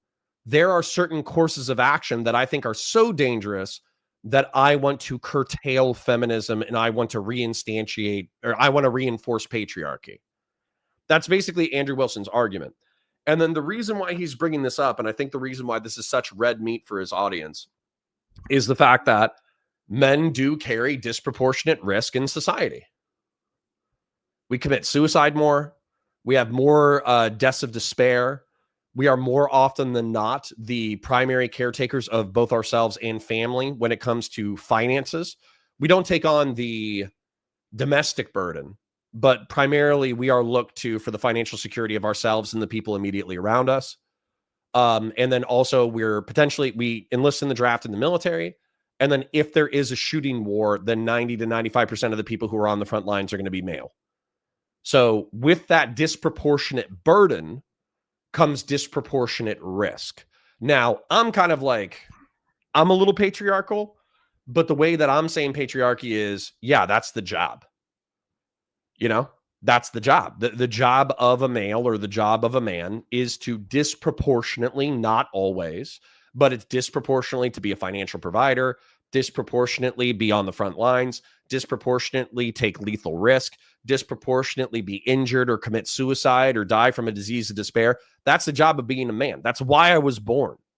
I was born to fulfill that social role. And what I find frustrating about Andrew's perspective is that he's like, isn't that unfair? Isn't that unfair to my single men who are at home, to my single guys at home? Isn't it unfair that women can vote, but you have to go fight in a war? And then guys at home who have never enlisted, never been officers, never been enlisted, or they were enlisted and they were officers, but they got a raw deal when they came home. Maybe they got divorced. Maybe their wife took everything. Maybe their wife cheated on them and divorced them and they lost custody of the kids. Maybe they're dying of a disease of despair. Maybe they're an alcoholic or a drug addict. They go, yeah, that is unfair. You know what would be better is if women couldn't vote. And it's like, what the fuck does that have to do with anything? Like, how about you get your shit together? How about you stop boozing? How about you stop smoking? How about you work out? How about you take care of yourself? How about instead of being like, oh, it's unfair that I'm the financial provider for my family, how about you figure it the fuck out? How about you take all of that energy of like despair and anxiety and rage and you turn it into productive shit? Because that's what men have done throughout history. Men looked at problems. They were like, damn, that kind of sucks. And then they worked their asses off in order to fix it. So people use the term toxic masculinity. I kind of view Andrew Wilson's resentment of modern society as toxic because it takes the responsibility away from the individual and then it externalizes it into the society where men cannot be their true selves until they dispossess other people of their rights, their choices, their privileges. I think it's bitch made. And then of course, I do find it ironic that the people who are the most vocal, passionate advocates for, oh, isn't it unfair that men die in security service? Almost none of them have served in security service. Like Cooley hasn't, Andrew Wilson hasn't, Andrew Tate hasn't, Andrew Tate got knocked out in a parking lot the other day, by the way. That was fucking glorious. Yeah, none of these motherfuckers have ever done the things that they're complaining about. Yeah, Mary, can you look that up? I believe that it was up to 60 or even higher. Well, that's horrible. I myself am very anti-war, and I'm very anti-draft. I don't think that anyone should be forced to lay down their life. But don't you agree with me, though, that it will be the case that if there is warfare in a nation, that it is going to be men who are going to be almost exclusively doing all of the heavy lifting for all frontline combat? Sure, but how does limiting the right to vote fix that? And then what he's going to say is he's going to say, oh, well, women disproportionately vote for wars that they themselves are not going to participate in. Okay, sometimes wars are necessary. Have the answer if you'd like. So there's a bit of detail on it, but hide that, Mary. The maximum draft age for men in Ukraine is 25, though this age was 27 before April 2024. However, after completing their initial service, men become part of the reserve and can be recalled for mobilization until they reach 55 or 60 for officers. Yeah, that's also a system that we have in the U.S. Yes. My stepfather was Air Force Reserves until he got older. Sure. And if they need to, they'll raise the age more. But there's also women who are, in the reserves in the U.S. Yeah. See, I wouldn't even, if I was Charlie, I wouldn't even engage with this line of argumentation. I'd be like, yeah, there's disproportionate burdens on different genders. And then what I would actually do if I was arguing this thing is I would bring it back to women. I would bring it back to women. I'd be like, hey, aren't women responsible for birthing the next generation? Aren't women responsible for using their bodies disproportionately? Disproportionately, because we're not talking about exclusively, disproportionately, isn't it women who have to get pregnant, go through the physiological and hormonal changes of having a child, have their hips bent in order to shoot a child out of their vagina, and then don't they disproportionately deal with the side effects of having gone through the process of pregnancy? And then aren't they disproportionately responsible for rearing children? And I understand like what could happen is if you're not paying attention to your wife or your partner once they have kids, maybe you'll be like, oh, are you really comparing pregnancy to being in a war? Yeah, I am. I'm gonna look into your eyeballs real quick.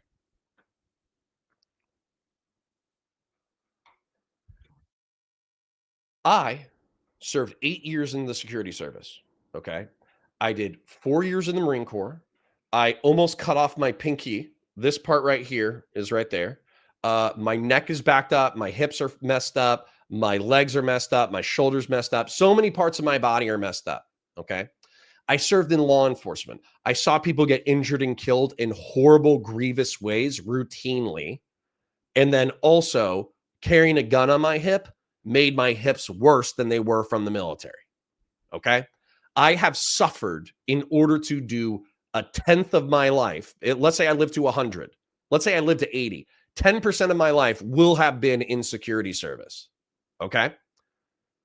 I have never grown a human being inside my stomach and then expelled 10 pounds worth of blood and bodily fluid out of my butthole.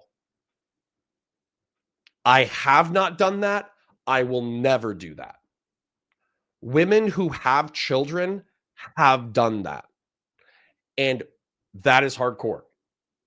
That is mad hardcore to grow a human being inside your body and then to shoot 10 pounds worth of crap out of your butthole.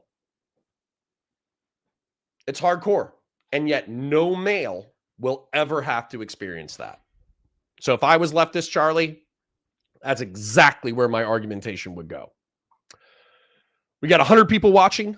Like the stream. It is free. Share it with your friends if you have a good time. Engage with chat. There's lots of funny, interesting, cool people inside my chat. I think we have one of the best chats in Twitch and YouTube politics. They're all 3,000 IQ, Giga Chats, and Giga Stacy's. Super chats if you got them. I do see a super chat coming through. I promise I'll get to it. Memberships if you got them. I parasocially love you. Thank you for being here. Yes, but they're not. The problem is with the idea of recall, even if you recall women from the reserves at 55 years old. I don't care about this. I would move on to the pregnancy thing. Men voted into war. Enemy demoralization. Women in the military. Muscular warfare. That sounds gay. Let's do that. Let's do muscular warfare. Dudes charging at each other with guns, and that's not really how it works. What do you think war nowadays. looks like right now, Charlie? It's drone warfare at the moment. We don't really do boots on the ground anymore. Is It's there a lot of bombs. drone warfare going on in Russia It's and also Ukraine? guerrilla warfare. Hell yeah, there is. Yeah, is there a lot I'm of actually Russia? Yeah. not super familiar with Russia and Ukraine, but I know there's a lot of tanks, and they're blowing people up. They've mostly been focusing on drone combat. I'm going to tell you something really interesting that happened. Okay. So the Russians brought back the Dragoon, the actual Dragoon, and instead of using a horse, they use a motorcycle instead to outpace drones, and they mount AK-47 machine guns to the front of their motorcycles, and That's they crazy. fly past the enemy and they mow them down. A woman couldn't do that? No, she couldn't. A woman for the most couldn't ride part, a motorcycle and shoot a no, gun? I don't think she could. I think. I mean, that's tight. That's cool. But the reason why I skipped 10 minutes is because they're not going to address what I said, which is basically like, is gun capacity equal? Testosterone for war, military crime rates, power in government. I'm going to skip the war shit, dude, because frankly, I'm not going to listen to people who are less educated than me talk about whether it's just true. Okay. What Andrew said is just true. 90 to 95%, maybe even as high as 98% in some cases, of people who are going to be killed in war are going to be males. They're going to be people on the front line. It's going to be disproportionately males. Even if you put females on the front line, it's still, just because of an instinctive desire to protect women, 90 to 98% of combat casualties are going to be male. It's just true. So if you want to bring up a societal equivalent of a singular thing that is not capable of being done by the opposite gender or sex, it's pregnancy. So yeah, men will never have to deal with pregnancy and pregnancy is fucking hardcore. So tough titties. We have disproportionate, or we have differentiating roles and responsibilities. Who gives a fuck? AKA Batusai says Connor, not to derail too much. Oh, I'm sorry. I wasn't even watching the thing, but all I did was talk shit and then skip it. Not to derail too much, but the problem with the COVID response was how dishonesty experts in medical industry was. No one would have blew up about the response if everything was honest. Well, I don't even think they knew what the fuck was going on. Like, I'm sure Fauci lied. Like, so for instance, people are like, Fauci initially said that masks and all that bullshit wouldn't be effective. And they told that to the American people so they wouldn't buy masks. But what they were actually trying to do was manipulate the population into not panic buying medical equipment because they needed to be prioritized for medical first responders. And then they reversed course and said, actually, masks are good and everybody should wear a mask. I don't know. I don't know. I don't give a fuck. I'm assuming there's some level of dishonesty. I'm assuming there's some level of the fog of war. I'm assuming there's some level of confusion. And as somebody who's been in, let's call it critical incidents, you don't always have perfect response during critical incidents. So my, oh, you look good.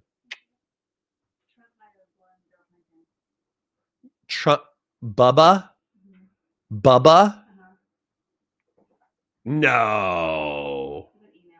I saw the email, but you think Bubba is Bill Clinton? I want to see the picture. I don't want to see the picture, but I would want to see the picture before I accused it. Yeah, I would want to see the picture before I accused him of anything. Wait. All right. I'll tell my chat. You should. I will. Okay.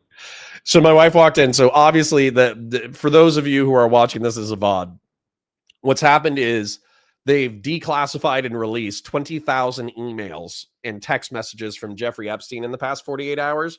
And one of the more interesting ones that I want to see corroborated before I start using it as a meme is that Jeffrey Epstein's brother is either texting him or emailing him. And he's asking him like, hey, does Putin have that picture of Donald Trump blowing Bubba? And I don't know if that's like a joke. Like, I don't know if that's an inside joke. I don't know anything. All right. I have no context. I don't know if it's real. I never would have figured Donald Trump for being the guy who would fillet another guy, but the 80s were crazy. Who knows? And so my wife is walking in and she's like, well, Bubba is a nickname for President Bill Clinton. So maybe there's a picture floating out there of Donald Trump blowing Bill Clinton. That would be hysterical if there was like some orgy and Donald Trump was high out of his mind and blew Bill Clinton, and the Russians had a picture of Donald Trump blowing Bill Clinton. Anyways, let's let the content flow. I'm getting distracted. Do the men in Ukraine feel about it? Because I do think that there are often men with very, strong ideas about chivalry who would say, that's my duty. Sure. Totally agree. To carry on our country. Oh, yeah. I completely agree. Women need to go. Because that's Yeah, Doobie says, I don't think man up and accept the fact that women have all the rights with half the responsibility is going to win people over, to be honest. Yeah, it probably won't, but it's still my perspective. What I would also say, I don't think man up and that women have all your rights with half the responsibility is going to win people over. But I would argue that women have half the responsibility in having and raising kids, and that therefore they should be granted approximately equal rights. very much. But what would that have to do with the justice of it all or the injustice of it all? Well, there's no justice in that. That's not there. Yeah, it's not just. And so the thing is also, that when I for the practical. Okay, if we're gonna propagate as a species, Doobie, you have been so contrarian recently. Nah, women are allowed to get abortions if they don't want no input from the father. If they choose to keep the child the father didn't want to be financially responsible. Okay, don't have sex. Don't have sex and you don't have to worry about it. Go MGTOW. Destroy the species. What I'm saying, okay, but here's Doobie. I need you to hear me when I say this. I don't think that you can legally compel a woman to have a child. Okay, I just don't think you can. I don't think we're there culturally. I don't think we're there socially. However, I think culturally, the pressure on women to be like, oh, when are you going to get married? When are you going to find your husband? When are you going to have a kid? I understand there's women in my audience and they might resent that pressure.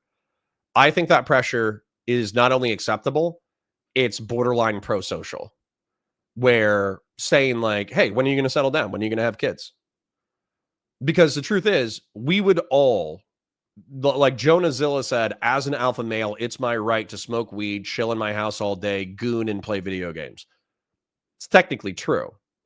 However, I think that there should be social pressure on young men to not just smoke weed, goon, play video games, and chill in their house. The same way there should be social pressure for women to find their partner, have children, be in a stable relationship. These sorts of votes to pass. Is it a woman in power that is making these things? Oh, I caught Anonymous for $20. Andrew wants all the benefits of stoicism, but none of the responsibilities. Being a man sucks. Being a woman sucks. Grow up and learn to be an adult. At least men don't have to deal with periods or get pregnant. Dude, seriously. And for all the men who are naysaying like Doobie, I'm going to give you an option right now. You can be, you're dead, okay? You're going to reincarnate. You have two options. You can be reborn as a male in, let's say, 2001. All right, you can be reborn as a male in 2001. You'll still be subject to the draft. There'll still be the war on terror. Maybe we invade Venezuela. All that bullshit, right? All the bullshit that comes with being male. There's disproportionate drug use. Most people are gooners. It's difficult to find a relationship. It's difficult to get a house. Or you can be a girl. All right. And with a girl, you'll have all the privileges of modern society, but you also can get periods and you can get pregnant. Which one are you picking? Now, I'm just going to tell you from my perspective, and maybe this is chauvinistic or patriarchal or whatever. I'm going to be a dude every single time. I like being a dude. Being a dude is dope. Things happen? Well, in a democracy, yes. Aren't all women in power? Never say never. Yeah. No. No, you don't have the power to vote? Oh, I can vote, but the people who are deciding what I can Then you vote have on- equal power to men. Certainly, yes, the men of my status, but not the lawmakers, not the politicians. You're in charge of the politicians that get put into office. Hardly. I think that's a... You and the collection of voters, yes, and you vote for collective interests, just like we vote for collective interests. We try to, but do you think that American politicians and lawmakers... What's up? Yeah. Uh-huh. Uh-huh.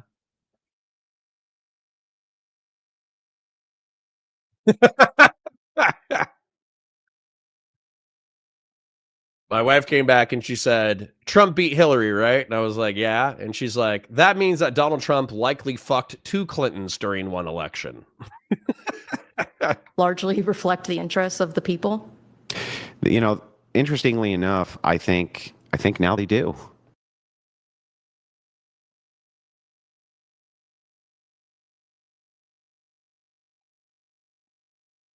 Wait, but okay, are you saying Donald Trump had physical sex with Hillary Clinton, or are you saying that he had metaphorical sex with Hillary Clinton because he fucked her out of the election? Okay. Yes, I understood that. I repeated that joke to the chat. Doobie says no woman will ever experience the pain and desperation of accidentally catching your foreskin in your zipper. All right, now you're fucking with me. I think that the truth is that when I talk to the average progressive, yeah, I think they do. I think that we're getting exactly what we paid for and what we vote for. So yeah, I do. I think that we have an immoral government because we have an immoral populace, and I think that that's always that generally tends to be the case. Now, not always, but I think generally, yeah, we have exactly the government we deserve, which is a bunch of incompetent fucking assholes who are out there to fuck us over, right? That's very bleak. But I can't say I disagree with you there on that. However, my point is that we typically don't get a say oftentimes in what we vote on, what laws are passed. I mean, we can try our best, when the midterms come up. I don't know how democracy works in Ukraine. I am woefully uneducated on Ukraine and Russia.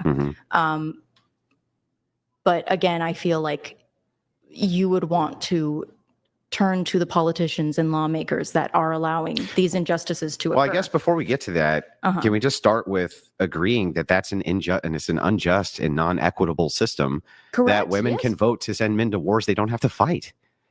I mean, I think being able to, it's not just women. It would also be old men. It would be disabled men. No, because there's still the potential, which exists.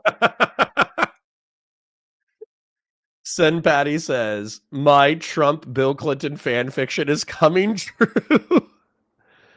Okay, I do not care. I don't care about this. I don't care to hear Andrew Wilson's perspective on warfare, and I don't care to hear Charlie's claim to ignorance about it. It's just not interesting to me. I'm just going to make the same argument. So, Doobie, I understand that you're making the argument that there's no legalistic compulsion for women to have children, but shitloads of women choose to have children. Let's take a look at it. Do most women have children? No, most women do not have children, but the majority still do. What? That is a contradictory sentence. With the percentage declining in recent years, as of 2015 to 2019, 43% of women aged 15 to 49 in the U.S. had not had a child. Wow. This trend is marked by a decline in the birth rates. That's bad, man. Almost half of the population not having children at all is bad. That is bad. Ugh.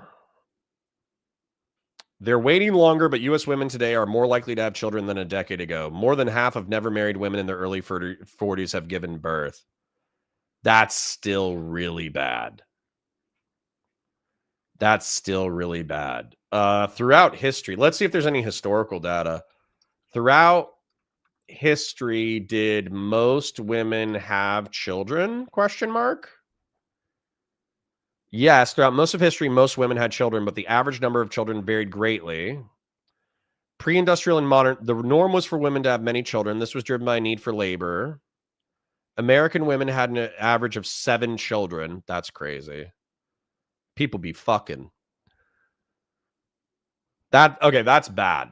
I'm just gonna say it. That's bad. 40% of women being of maternal age, not having children. I would want to see the stats by 50, right? By age 50. Let me see if this pops up. By age 50, how many women have had children? Approximately 85% of women have had children by age 50. No, that's fine. That's fine. That's fine. Dude, if almost 90% of women have children by age 50, 85%. No. I changed what I was saying. Because the earlier stat was including 15-year-olds. I don't think 15-year-olds have any business having kids.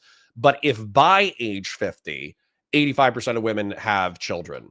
Dude, that means, and by the way, military service and security service is only 1% of the population, Doobie. So while you're saying that it's a legalistic compulsion for men to serve in the military, it might be a legalistic compulsion, but only 1% of the population does it, compared to 85% of women participate in childbirth. So in that way, women are disproportionately serving the species compared to males. Now, of course, like males work dangerous jobs and all that bullshit, but you know what I'm saying. You know what I'm saying.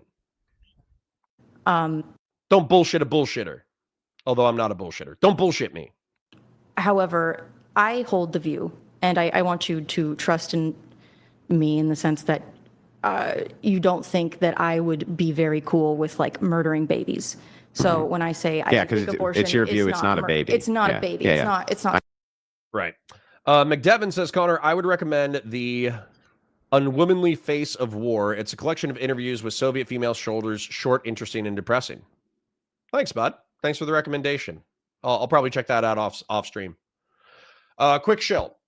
Like the stream, share it with your friends, engage with chat, super chats if you got them, memberships if you got them. I have no business asking for your support because you guys are excellent. But McDevin has given 3 $5 super chats, and Anonymous Chatter gave $20. And well, QC John, I do promise we will do the Demon Mama content. We just have to find the specific VOD first. I understand. Sentient yet. Yeah. You don't consider that to be human life. Well, you It's a consider potential human scientifically, life. you consider It it is- scientifically to be human life, but you Yeah. don't consider life to begin until there's some sort of cognitive sentience or something like this, right? Yeah, like a proto-consciousness. I still think that a fetus, before it has proto-consciousness, is still deserving of some moral consideration. I just don't view ending a non-conscious, non-sentient, non-sapient being as the same as ending the life of a being with proto-consciousness. I just don't. So for instance, like if you kill a chicken or a cow, I actually think that deserves greater moral consideration than killing a mollusk or a shellfish. I think that killing a shrimp is probably less morally grievous than killing a orangutan or a great ape, a gorilla or a chimpanzee or a bonobo. So while I think that there is some moral harm done in killing animals and consuming their flesh, which, by the way, I do. That can be graded on a scale of like emotional and actual intelligence. And I do think that humans are at the peak of moral consideration because not only are they my species, but they also seem to be the dominant intellectual life form on planet Earth. But I think that eliminating a non-conscious, non-sapient, non-pain experience living thing is not this, or being, even if you want to use the word being, is not the same as killing a being with proto-consciousness or consciousness. Something to that degree. I think it was it St. Augustine that said, when it starts to kick, that's when it's a person, something like that. I think that abortion and birth control, because women are, very much encumbered by our physical forms, our biological capacity to have children, I think that the only way we can have equality is to have access to birth control and abortion, so that we can participate in the economy the same way men can. So when men vote against women's interests and can force us to carry children and destroy our avenue to freedom, financial freedom, financial independence, it strikes me the same way as the draft does to you. I feel. Doobie says this is the longhouse mentality that pushes men to Andrew Tate. Oh yeah, I'm sorry, Andrew Tate, who's offering them what? Get money, pimp out Instagram whores? Is that what Andrew Tate is offering? Sorry, bro. I'm not going to take the the moral criticism of get your shit together, lift weights, get a job, take care of yourself, take care of your family, take care of community, life's unfair, suck a dick, dipshit. That's the same spiel that men have been getting for 10,000 years. So, yeah, sorry. If that drives you to the point that you're going to go try, number one, 99% of people who are driven to Andrew Tate are going to fail. Not 99% of the people who have gone towards the red pill grifters, they're going to fail. And when they fail, they're going to come back to my mentality. Not everybody is going to be capable of going to Romania and pimping out webcam girls and becoming an international sex trafficker to become a millionaire and buy a Bugatti. You know what I'm saying? So if you fall down that rabbit hole, I feel bad for you, but also grow the fuck up. Feel like that's Yeah, I understand. Yes. Yeah, there you go. Zenith has the right attitude. I do think that the solution to society is to make it better for men, not to take away from women. Agreed. Kay says, say a little prayer for me. I'm in an Uber with a sick child who I need to stop barfing for 12 minutes until we get home. In nome de Patria, de Filii, de Spiritu Sancte, everybody pray for Kay. I am praying that Kay, with a sick child who is returning from the hospital, not only does not barf in the Uber, that way she has to pay a cleanup fee. If he does barf in the back and you have to pay a cleanup fee, let me know. We'll do a fundraiser for your cleanup fee. But not only do I hope they don't barf on the way home, I hope that they recover quickly. Amen. Here's something interesting, though. Mm-hmm. Let's just start with this, because I think we should get our terms correct. No, men are not interested in reversible vasectomies. Nice try, though. Sure. Okay. When you say force, right? Nobody actually forces you to have a child. Hot girl or ugly girl? I'll give you a 6 out of 10 without makeup, who could be a 7 or 8 out of 10 with makeup. How about that? So slightly above average. Like if you wanted to marry a doctor or a lawyer, you could find like an ugly one and you could seduce them. Child, even if you can't abort it. Isn't that actually the case? Telling men to use condoms pushes them to Andrew Tate. Oh, my chat's wild. Oh, my chat's wild. See, that's why I say, like the stream, engage in chat. It's because my chat's wild. They say crazy shit. Sorry, I should pay attention to the debate. But honestly, man, like they spent 45 minutes. They spent 45 minutes on being a man sucks because of war. No, I have never served in war, nor have I enlisted, nor have I been an officer, nor have I been in first response. But men serving in war disproportionately sucks. And then what I moved it to the pregnancy argument, and Doobie was like, no, that's not analogous. Yeah, you're right. It's not analogous. 1% of men participate in security services, whereas 85% of women participate in pregnancy. And pregnancy is so physiologically hardcore that even as somebody who spent a decade of my life in security service, I have not done anything anywhere near as hardcore as shooting 10 pounds out of my body at one time. So, yeah. Nobody's actually forcing you to do that. The case is that you're using what's called an ambiguous equivocation, which is a fallacious form of argumentation. I think those are redundant terms.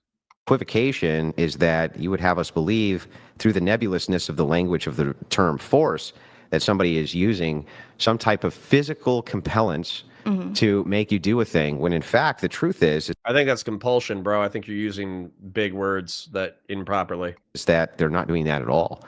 You're just simply not allowed to do a thing. That's different than forcing you to do a thing. I mean, so like, a law that says I cannot drive in the left lane, or I cannot drive, Yeah. I don't know, I can't go 100 miles per hour on the highway. Yeah. Yes, I can technically do it, but there will be consequences. Most likely me probably dying in a horrible accident. Yeah. So is a red light? Do you think that a red light is force? No, but there's consequences. But it's not force. I don't want to hear the force argument. It's some degree of force. Hold on, but it is about abortion, so I'll just I'll fast forward 2 clicks. Imprisonment. If you do desertion, for instance, you can be shot, and they shot people for desertion all the time. People were shot right. for deserting their post. Well, you're still not being forced to do it. My search here just on this topic in the USA, desertion is a serious offense, and the penalty for desertion during a time of war can be death, though other punishments like imprisonment are possible. Okay, what about draft dodging? And what happens if you refuse to sign up for the draft? You can't vote? Is that You essentially? can't vote. You can't buy a gun. There's other penalties associated. Once again, if she had brought up, pregnancy, I think she would be kicking ass and taking names. But right now, she's on the defense. $5 from McDevin. Thank you for the super chat, King. I bring up the book because there are a F-load of non-combat roles that alone would justify drafting women. Logistical chains are important. Oh, for sure. That's a debate that I had with Cooley that we ended up just talking about, like, prison homosexuality for 45 minutes because I wasn't ready for him to go down his logic chain over and over and over again. So that was my fault for the Cooley debate being bad. But yeah, women can and should be a part of the military and can and should be a part of law enforcement. They should not be infantry, in my opinion. They shouldn't be special forces unless they're a augment that goes with special forces for searching females in a combat zone. But in general, I don't think females should be infantry. And I think that the combat arms should be logical. So for instance, artillerymen, people who have to lug 155 millimeter shells all day and have to load and fire artillery shells, the only female that is, in my opinion, allowed to be an artilleryman is Brock Lesnar's daughter. Have you guys seen Brock Lesnar's daughter? It's just a female Brock Lesnar. Look, this is the only female that is allowed to be an artilleryman.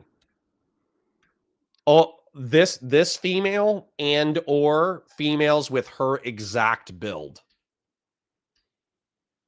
They are the only people allowed to be combat arms. And if you're not built like this, you're not allowed in combat arms. I said what I said. With it too, which have to do with tax filing. You're not being forced to do it. There will be severe consequences, but you technically don't have to sign up for the draft. It's no one's forcing you to. No one's holding a gun to your head and saying you must sign it. Do you want the penalties for draft dodging? Yes. It can include federal felony.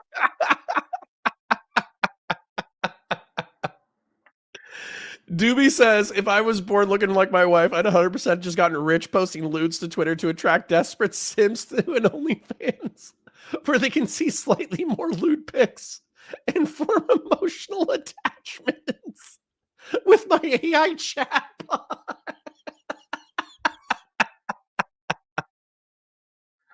All right, Doobie, we've known this. You are built different, okay? You are built different. Like fines up to $250,000 and or up to 5 years in prison for failing to register. Other consequences like state level restrictions on things like college eligibility. Okay, I don't give a fuck about this. I want to talk about abortion or feminism. I don't want to talk about the military anymore. I don't give a fuck.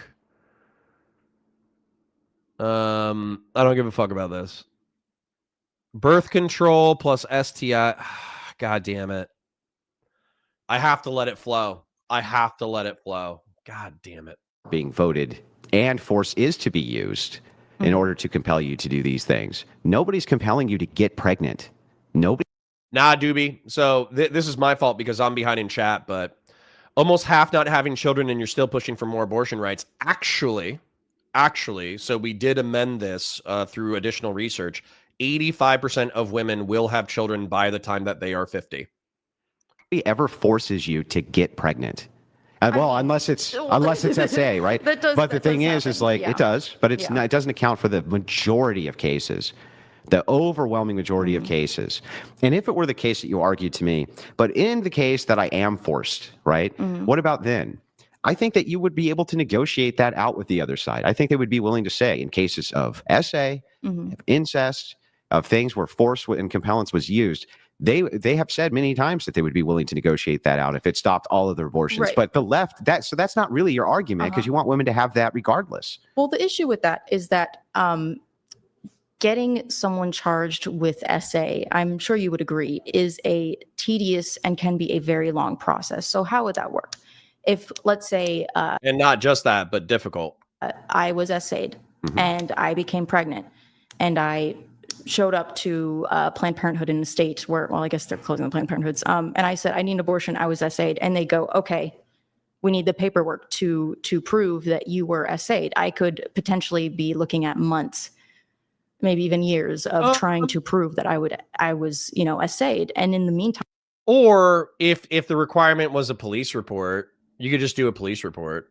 I would be pregnant, and then I would reach a point where an abortion would not make any sense. Well, let's and even I would assume have that to- you were able to negotiate this out in such a way where if you just made the claim that you were SA'd and named whoever the victimizer was, and you were in the process of that, then you could still get the shmishmortion. But if it was determined that you were lying or made it up, then there was some sort of criminal penalty towards you. But what happens? Do you think that every time a charge is dismissed, that means that the accused is innocent? No. Because I think a lot of the time people But do who you- do things By like that same argument, then I have reason to doubt the SA standards, because do you think that if a person is convicted, that that means that they're guilty? No. Well, then if that's There's the case, absolutely scenarios then we where have, people- so all we can there's do a then is mistrial. go off of data, unless it's questionable data, right? What else can we do? Because the idea here of you just saying, well, you know, they may be innocent. It's like, okay, well, then that person who was convicted of SA may be not guilty, right? He may be innocent, and the person who's innocent may actually be guilty. It's hard to say. But in this case, if you went and you filed this, right? Let's just say somehow we got it to where you could actually move through the system very quickly in order to get this abortion if it was proven that it was due specifically to rape, right? Great, got that.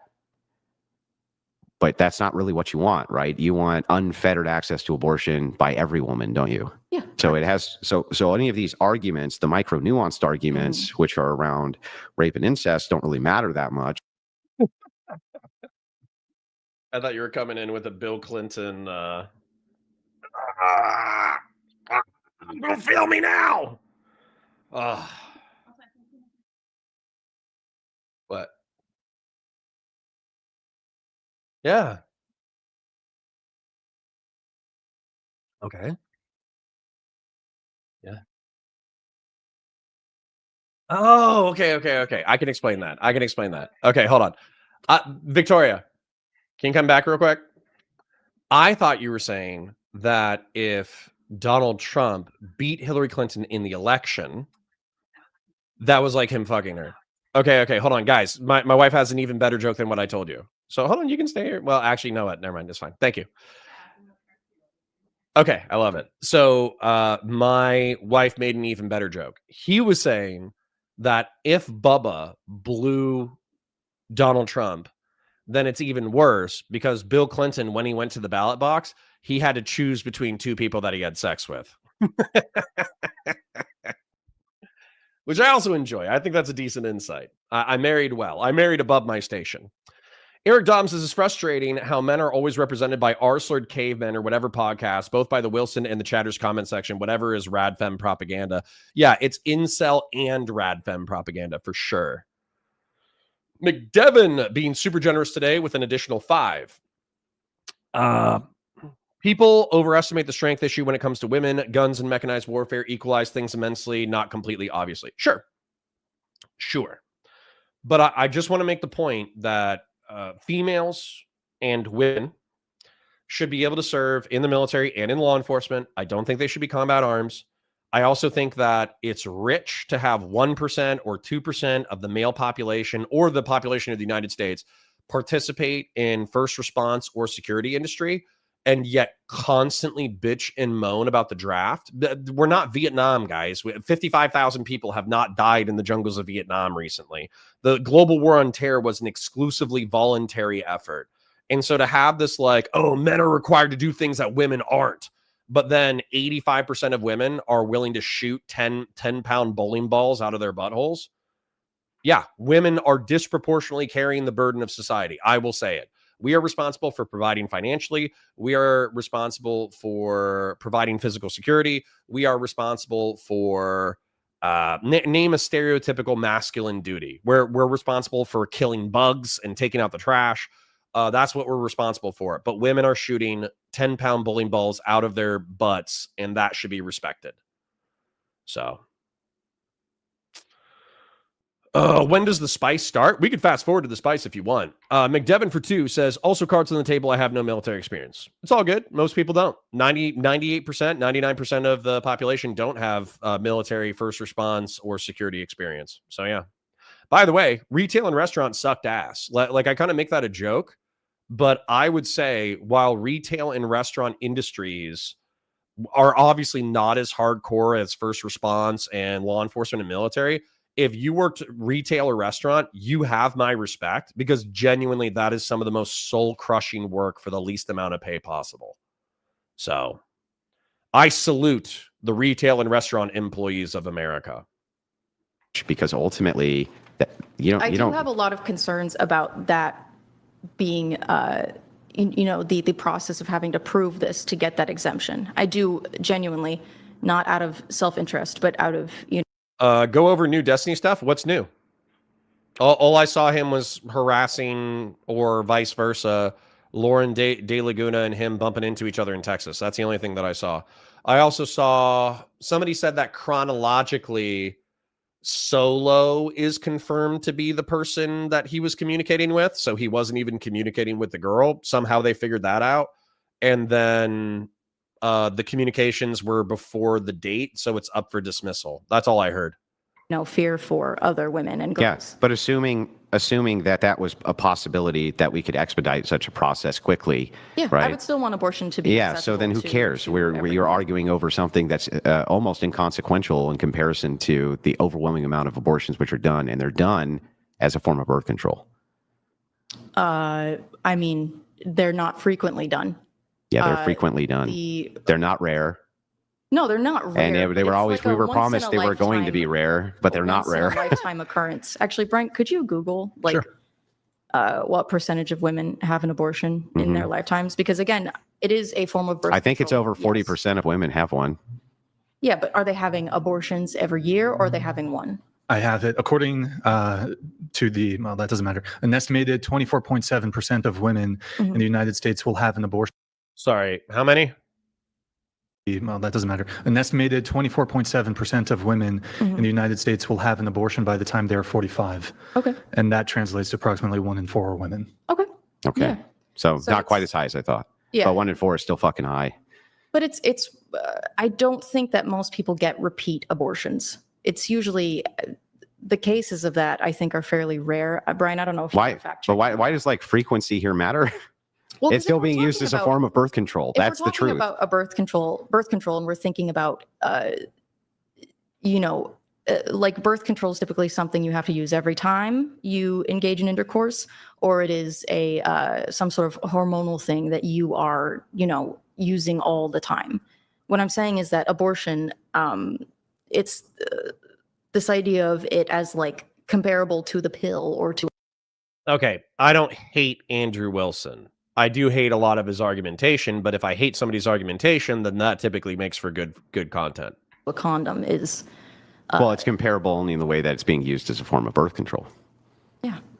Yeah. I mean, yeah, I guess it's preventing a birth, sure. Yeah, so it's comparable to birth control, because that's what birth control is doing, preventing a birth. Yes, but it's a painful, traumatic process that most people do not want to undergo. It's like a last resort, But it happens. Yeah, and as a form of birth control.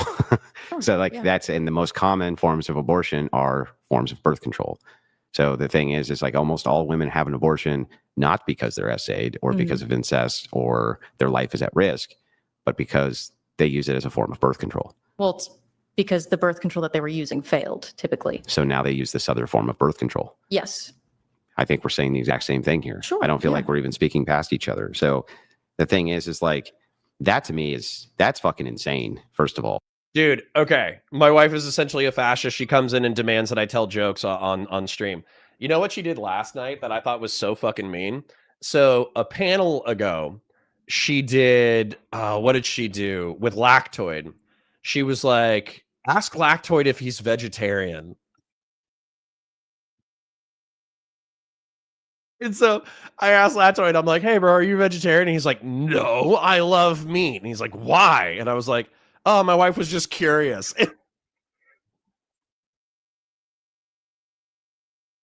You could tell. You could tell he was like, fuck you. Like, you could tell that rubbed him wrong. And last night, Lactoid's growing out his beard a bit. And so last night I was on a panel with Lactoid. And she was like, hey, ask Lactoid if he's become a barista. He's got the barista vibe. She's so fucking mean, dude. And that's not even her on her A game. That's just her fucking around, you know? Think about what she gets away with when she's when I'm not repeating what she says on stream.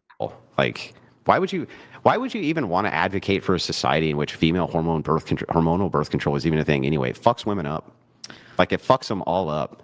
I mean, it makes them all mental and fucking crazy and fucking retarded and all kinds of shit. I mean, it really depends on the woman. I do think that hormonal birth control, by and large, horrible. But there are women who, you know, when I was 14, Connor, is Andrew Wilson or AJW the better Andrew Wilson?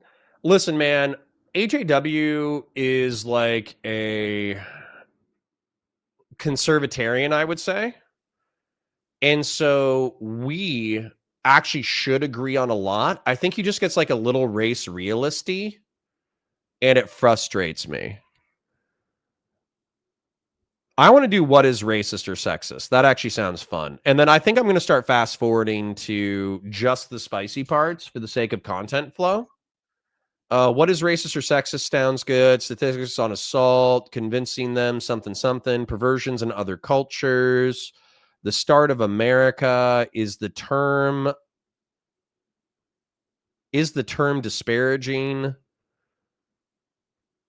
Colonizers. That's interesting. Andrew's education, defending Crowder. Is Andrew a hypocrite? I have to believe that that's probably where the spicy call-in happens. Oh, at least in their lifetimes.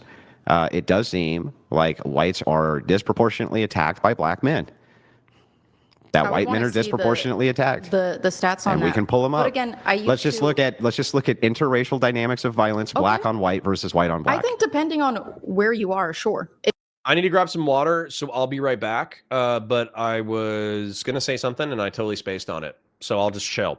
Like the stream, share it with your friends, engage with chat, super chats if you got them, memberships if you got them. My parasocial love you. Thank you for hanging out. If you're in an area no, it's not where you are. It's everywhere. High, it's everywhere. Okay, well, I'm just saying. Okay, it's everywhere. I used to walk through the Tenderloin in San Francisco at night by myself. That is a heavily black area. Mm-hmm. And I was, the worst thing that ever happened was a guy tried to sell me weed. That was the worst thing that happened. And it was okay. And I looked again like.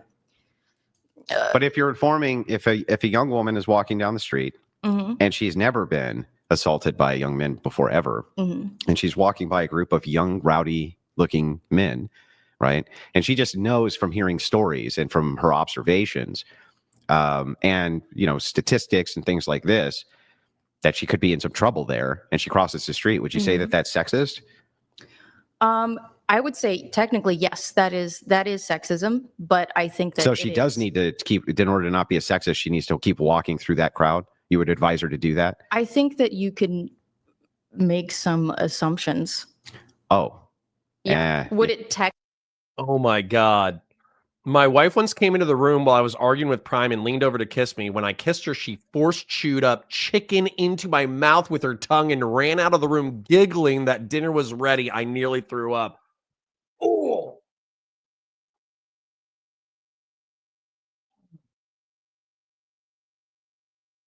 Damn, bro, that's almost grounds for divorce. That is crazy. I've had somebody do that with gum, not chicken. What the hell? That is brutal. Mick Devin with another 2 says Lauren Southern dropped a new video. Okay. Do you guys want to do that? I'll scroll to the bottom.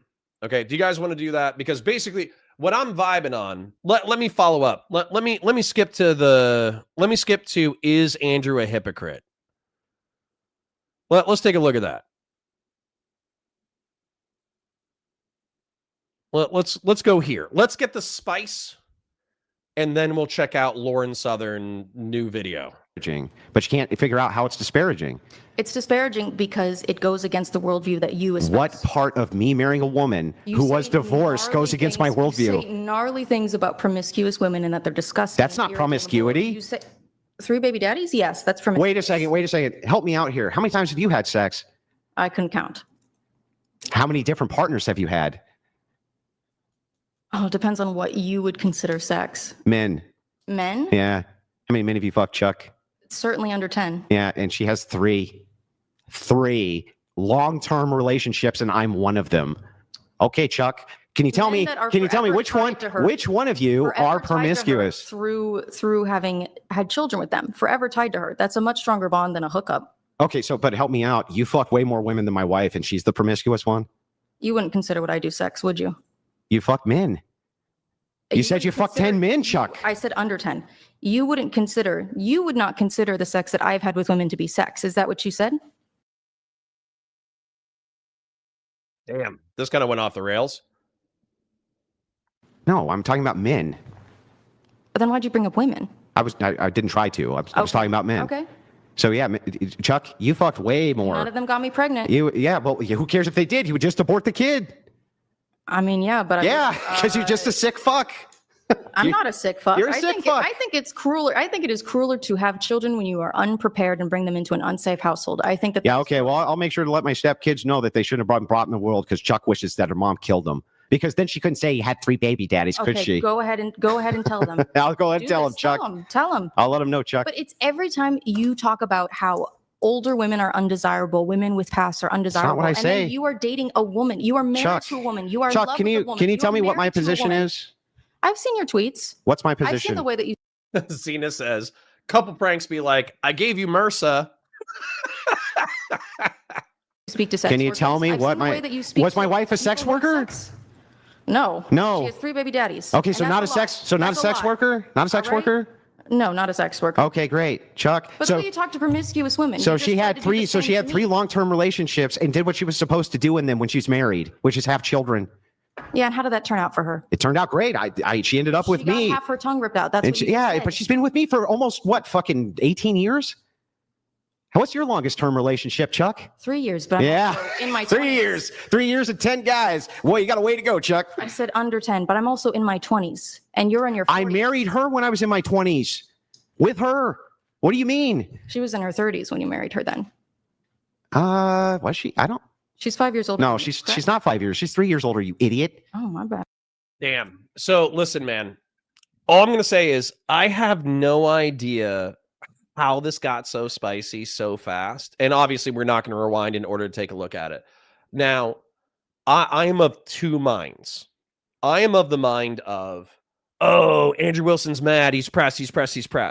But also, if you start talking shit about my family, I'm going to get pissed off too. Now, I don't really think there's actually that much to talk shit about my family on. So realistically, if you're like, you got your wife, you have an age gap with your wife. My age gap is not that bad. So I'd be like, yeah. And it's like, oh, you had kids with your wife. I'd be like, yeah. So like, there's actually not really that I feel like you could attack me on my life on that. Or hey, you were a piece of shit when you were younger. I think I would just be like, yeah. So I wouldn't be that pressed. So I think the reason why Andrew Wilson is pressed is because obviously he knows that people are going to look at Rachel having had other baby daddies is, like what we would, if she was black, we would call them baby daddies, right? But if you're a serial monogamist, like I think they say Rachel is, where she dated a guy, they got married, they had a kid or 2 or whatever, and then through the relationship being bad, they got divorced. Then she dated another guy, and they fell in love, and they got married, and they had a kid, and then they got divorced. Okay? And then she ended up with Andrew, and then they were together for almost 20 years, 18 years, and they have 1 or 2 kids together. Well, that's serial monogamy. She's been with 3 dudes. Whereas, I think, what is it? Something Charles I know he's calling her Chuck because it's trying to be like insulting and calling her a masculine name and all that kind of stuff. But if whatever her name is, Charles, has slept with, I don't know, 6-7 dudes, maybe she's bi, maybe she's gay, and then she's also hooked up with like dozens of women, and her longest relationship is 3 years. I do think it's kind of wild to call a woman with quote unquote 3 bodies promiscuous. I understand why there's like a cultural connotation with the baby mama thing, but I could, if somebody was attacking my wife like that, I might get a little pissed. I'll admit that. My information was wrong then. Yeah, because you got it from a dumb whore, didn't you? Which dumb whore? Tree of Logic. You got it from a stupid whore, and that's why your information's bad. What else? Is Tree of Logic the name of someone? Yeah, what else do you think? What else do you think, Chuck? Do I have an illegitimate black child too? No. That wasn't part of your information? No. Oh, what else was part of your information? How much older is my wife than me? 5 years. Oh, okay. Well, how old is she then? She's 43 if you said it was 3 years. Wait, how old am I, Chuck? 40. I'm 41. Oh, okay. Well, she still has 3 baby daddies, which you confirmed. So you were wrong about that, right? You were wrong about that? Does she not have 3 baby daddies? Yeah, no, Did you not she say didn't that have this 3 was baby public daddies. Men you're information? married to aren't baby daddies. A baby daddy is a man that gets you No, pregnant. your disparagement there, as fun as it is, right? Remember, she's not here to defend herself either, because she'd knock you the fuck out probably. But She would hit me? yeah, oh yeah, if you personally attacked her, I'm sure she would. Well, I wouldn't have personally attacked her. So I Uh-huh. might have gently suggested that, gently telling women suggested. to submit to their husbands Uh-huh. and blah, blah, blah, blah, blah is kind of, That created great outcomes for her, Chuck. is this a great outcome? It sure seems to be for her. Because I mean, being with you and I think dedicating your life to being a content creator that just like debates and that's the extent of your Christian goodness, I wouldn't consider that high living. Wait, I is that wouldn't the consider that Chuck? Is that the virtuous. extent of my Christian goodness? Probably. Tell me what I do. This is what you do. Tell me what I do with all that money I make, Chuck. I don't know. But I thought you just told me what the extent of my Christian goodness was. The impact that you leave on the world, Oh. whether you donate to charities So or it not, which I justifies- strongly doubt that you do. You strongly doubt that? What you do with your worldview is you use it to feed your ego. What you Oh, do with ego? your career. My ego? Yes, your ego. My ego? Your ego. So tell me, Chuck, can you help me out here? And I know that this is the thing about pride too, because the first time we debated, you said to me, you just humiliated yourself in front of all of these people. And You when I said, did. I've been on bigger platforms, you said, no, you haven't. What bigger platform were you on? Well, I was interviewed by CNN once. No. So you weren't on a bigger platform, also Chuck. Cutebot- So I was Cutebot- right? Shush. So I was right, Chuck? I was right. Cutebot in 2024 Yeah. had Cutebot. a viewer average of about 10,000. Uh-huh. And I went on her show with Morgue Pie, and I was subject to Uh-huh. a lot more people and greater, scarier things. Oh. So I guess Okay. now technically Brian's platform is the largest platform I've been on. Oh. Yeah. Gotcha. Yeah. Okay. But before that, it was mine. No, it was Cutebot. Oh, it was Cupid. Yeah. And how many people were watching Cupid at that time? If we go pull that. Dude, but this is proving the point that she's making, which is it's like a pride thing. Like, I understand that he's in the weeds, so he's just throwing elbows. And trust me, I'm the kind of guy to get pissed and see red and just follow the tangents wherever they go. But what I'm trying to do, failingly, but I'm trying to track like the overarching thread of the conversation rather than getting down into argumentative grit. And right now, instead of her point was that what you do is arguably not Christian because you're just basically bullying whores on the internet all day, which God would say, don't have sex with the whores, but love the whores. Try to remind the whores of their dad so they feel shame and stop being whores, but don't have sex with them. That's what Jesus would say. Now, Andrew Wilson takes a different tact, which is we should just bully whores on the internet until they feel bad. So we shame whores. And I say whores, digital prostitutes, e-thoughts, Instagram women, whatever you want to call them. Shame them. That way, hopefully, normal women who watch this content, if there are any, don't engage in these socially bad behaviors. And then ideally, the men would recognize that these women are vapid, shallow, thoughtless, stupid, and effectively digital prostitutes. And then therefore, hopefully they won't engage with them. Now, obviously, this has the opposite effect. Whatever podcast has been accused of actually enhancing the careers of digital prostitutes. So bullying whores on the internet has actually had the opposite effect of the intended claimed effect. Now, I don't know what led this off to Charlie being a rude asshole and calling Rachel Wilson, oh, aren't you guys hypocritical because you're promiscuous and she's got 3 baby daddies and this, that. But it does seem like Andrew is pissed, and it does seem like he's chasing the small details rather than keeping the overarching thing. Honestly, I would love to hear about his charitable shit. If he was genuinely, because he offered Wick $10,000 to do a boxing match with Andrew Wilson. And then I was like, I'll train Wick 100%. I would fly up to Pennsylvania in order to train Wick for a boxing match with Andrew Wilson. And then he backed out of the deal. So what are you doing with your money that's like charitable? Like I would be interested in that. That stream. We'll find the numbers. When we were debating, I'm not referring to her numbers at that time. I was referring to her viewer average in 2024 when I went on her dating show with Morg Pie. But all you're doing is you're just proving that it is a pride thing.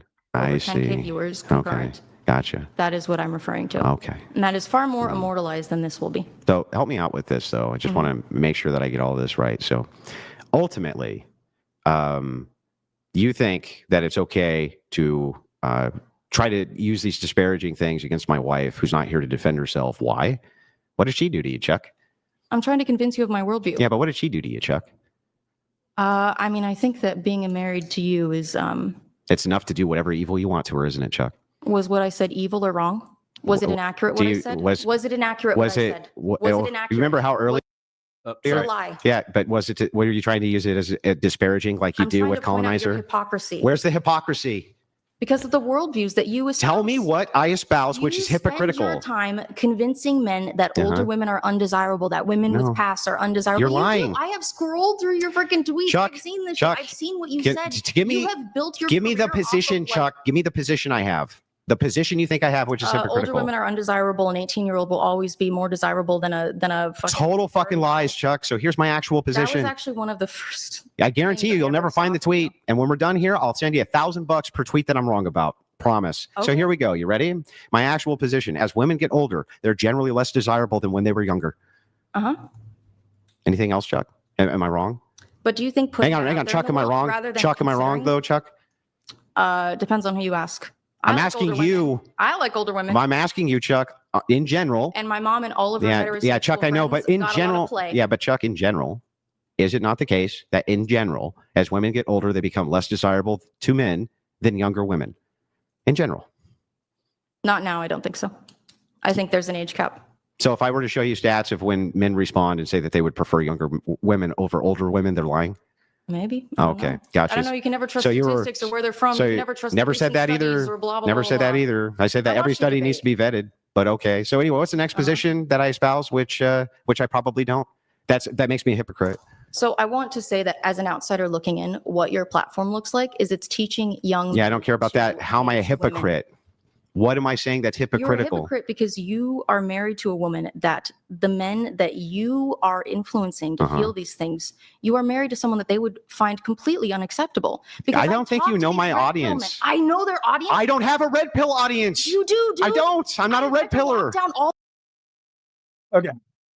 So I don't know and I don't care. So, for instance, we took a look at the metrics. If you look at Andrew Wilson's career, if you at least go off of Social Blade, it looks like what happens was he built a platform over the course of 2 years.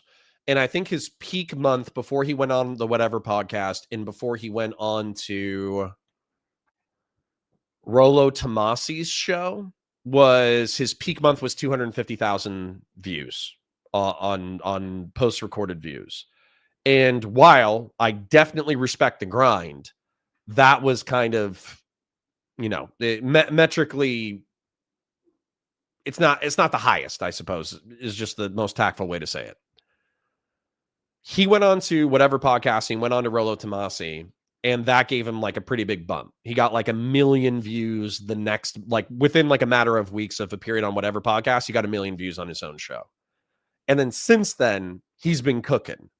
And so the argument is he built a platform, but then he was platformed by larger platforms. And then as a result, he's been able to steamroll that into a bigger thing. Now, I think that Andrew Wilson, I would probably have to talk to him about it, but I think he would probably argue despite bullying whores, which is absolutely red meat for a red pill audience, despite actually I can just end it right there. Despite the fact that he goes onto red pill platforms in order to fight about like red pill stuff, the reason why he probably does not believe himself to be a red pillar is because he's not about MGTOW. He's not about men going their own way. He's also a self-described Christian nationalist, and Christianity emphasizes like male duty within family, where you have to, or you should ideally, find your partner, be loyal to your partner, be monogamous, have children, and treat your partner as if they were a part of your body. And so if Andrew Wilson truly believes that he is an embodiment of Christian virtue, he probably believes that to a certain degree. And so he would differentiate Christian nationalism, his brand of Christian nationalism, separate from red pill ideology, which effectively says, go your own way and do your own thing. You don't need women. That's like the MGTOW movement. Or it would say, women are a bunch of whores. You should just use them for fun. And you shouldn't, like, you should share a minimum amount of your material resources with women in order to get sexual access, but you should never marry a woman and you should never share more than you need to. And those worldviews would diverge pretty drastically. So I understand from like Charlie's perspective, they're probably quite parallel because he participates in red pill spaces, but I think that's the philosophical differentiation that Andrew is trying to point out. All of my I'm socials literally are not a locked down red for week after pillar. this because every time after I debate you, what I have is a bunch of dudes hopping in my comments calling me a stupid whore, a bitch, and a slut. What does that have to do with me? That's your audience. No, my That's audience, your my audience are man. Christian nationalists. That's my audience. Yeah, and they're assholes. Maybe, They're but bad that doesn't make people. me a They're hypocrite. not Christians. What things do I advocate for that are hypocritical to how I live my personal life? What? What, Chuck? You're dating a promiscuous woman. How is that You are dating promiscuous? a woman who has 3 baby daddies. I'm not dating anybody. I'm married. And how is Married. it promiscuous? She had 3 long-term relationships and was married. Children with 3 different men. It's not How a is that problem to me. promiscuous? So It's not a problem to so me, if but her it's husband something died in that- war and she got remarried, me as a Christian, that's promiscuous? It's different. My wife just made me pigs in a blanket with honey mustard. How? How's that different than he Death. leaves her? It's death. How's that different It's than not he leaves violating her? The great sanctity of a Christian marriage between a But man Chuck, and a I've woman. never advocated that ever. So how could I be a You do, hypocrite? dude, and everything you When? say and do, you fucking advocate for this Here, shit. You I'm going to start advocate pulling for out. this shit. I'll tell you what. I'll start pulling out cash. I don't want you Pull up the tweet. Pull up the tweet that shows me a hypocrite to my worldview. I'll keep pulling out cash until you can. Keep pulling it out. Okay, how much do you want? I'm not playing your game. You're not going because you don't have shit. No, because I'm not going to sit here and dig through your fucking tweets. Because there's nothing there that would make me a hypocrite to my view. Do you Yes, think? dude, your platform is literally two normal people reads as insane, dude.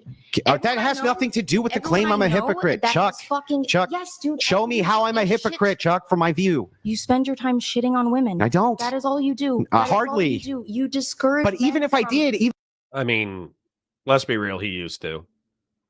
if all I Forgiving did women was with shit on promiscuous women, past. how am I a hypocrite? Because you are married to a woman with 3 baby daddies. And do I ever make a prescription that that's immoral or wrong? I think you made up rules for yourself that it's okay to fit your worldview. Bro, when have I think ever that- I think advocated? that- I think When have that I if ever you were not- advocated I that you think can't be a would stepdad? So proud. I think you would be so proud of your chaste Christian wife. that's Are you never been ever married. I going? think that Are you would. ever going to show me how I espouse views, which I don't believe ever? What do You I just have, actually like, say? Watched the shit that you make. You can just watch your clips and see the things that you say. Chuck, tell me my position that makes me a hypocrite, please. I just told you. I've told you. What? several What? times. I've told you What is several it? times. What? I just told you. You several didn't. Times. Do you not have fucking ears, dude? What did you just tell me? What? You are married to a woman that would be considered by the men that you proselytize Me, to, Chuck. that they are. Me, Chuck. What do I advocate for that makes me a hypocrite, Chuck? What? To look The money thing is additional evidence of the pride thing that Charlie made as an argument before. for chaste young women. That's not even my. Women who are not stained. You spend all Oh your my time God, this shitting fucking- all over sex workers. Yeah, they. All the Yes, time. good. And if I recall correctly, you have said that there is like a girl who's at an OnlyFans or done sex work is undateable, unlovable, unmarriageable. No, I've never said any of those things. I swear to God, I've heard it. No, Chuck, you hear what you want to hear. So here's my actual position, Uh-huh. and I'll tell you. So my actual position on step parenting is the same position that I would have on sex work. I'm really glad that you stopped being a sex worker and welcome to Christianity. Wait. Now, I think that he's going to say the reason why he's not a hypocrite in this thing is Kaya, or whatever that girl's name is, Nala. I think that would be the argument to bring up, which is, oh, I'm happy you're done with sex work. Well, welcome to Christianity. But I think that his counter argument would be that Nala is grifting. So I think you could bring up Nala in this argument, but he would have a counter argument ready. That's not going to guarantee you a great husband, though, because your past walks with you, unfortunately. And when it comes to step parenting, right, it is true that generally people get bad outcomes when it comes to dating and marrying single moms, especially kids. But that doesn't mean all of them are bad. That's what I've always advocated, Chuck. How come you didn't know that? Know that about you? Yeah. How come you didn't know that? That's what I advocate. There you go. So Jing says he did advise against marrying divorced women with children and claimed that it worked out for him as an outlier. Anything that you say. It's because you selectively only want to hear what you want to hear, and you only did that to do rage bait because you don't know any of my positions. You never took the time to listen, ever. Why would I listen? It's all slop. Yeah. How could it be? How could it be slop? You don't even know what it is. I also don't think that these are your positions. I genuinely don't. Again, I think that you are creating. Brian, haven't I made those positions 1,000 times on the show? Those same positions? Mm-hmm. If I can just really quick, you've said Andrea said certain things. Were they whatever podcast appearance? Hello? All right. For the cringe, I'm going to fast forward to Rachel calling in. Rachel? Can you hear me? Yes. I don't know why Discord wasn't working, so we're just going to do it via the phone. Do you want to say anything? Okay. Yeah. Am I coming through okay? Yes. Okay, good. Well, I guess I'm just going to ask her the same question kind of that Andrew asked her, which is, I mean, she said all this stuff about me that she got completely wrong, but what is it that you think Andrew or I are doing that is wrong or hypocritical? I would say that Christ, okay, these people claim to be Christian nationalists. They claim to be devout. They claim to, prioritize their faith, all that kind of stuff. What I would say is that oftentimes in Christianity, the advocacy is you be the most Christ-like that you possibly can be. And the way that Christ reached out to the lepers and the tax collectors and the poor and the destitute and the whores and all that kind of stuff, he didn't bully them. What he did is he went to them, he shared meals with them, he proselytized to them, he tried to teach them morality, he tried to preach them like mercy and forgiveness, effectively saying like, you're on the wrong path, but if you chose the right path, you could redeem yourself and become a godly, righteous, moral person. That's the way that Christ kind of lived his life. Now, what Andrew and I would argue some Christian nationalists do is they like to use the identity of Christianity, but then they exclusively like to emphasize the times that Jesus was fire and brimstone, where Jesus was like talking shit and saying, if you don't follow me, you're going to hell. Or when he whipped the tax collectors, they love to bring up when he went into the church and he saw a bunch of money changers setting up merchant stores outside a church. And then he got so enraged, he like grabbed a whip and started beating the shit out of people and flipping tables. And so, they like to bring that stuff up. And so argumentatively, what that would mean is they're not totally liars or hypocrites, but I would say that they're not actually carrying forward the spirit of Jesus when it specifically comes to like ministering to the downtrodden and the sinful. Now, we can disagree on that and we can quibble on that. But I'll say that is like, in my opinion, probably the strongest criticism of them. But if they did what I wanted them to do as far as like ministering to the sinful, they probably would have nowhere near the reach that they do in pop culture and alt media. And so as a result, they would say, well, our fire and brimstone shit works more than your pussy version of Jesus Christ. That's what I think their counter argument would be. I do feel that with your guys' platforms, what you do is, Rachel, I'm going to be honest with you. I'm not familiar with your platform. I'm only familiar with your husband's. But talking shit about her when she's not here.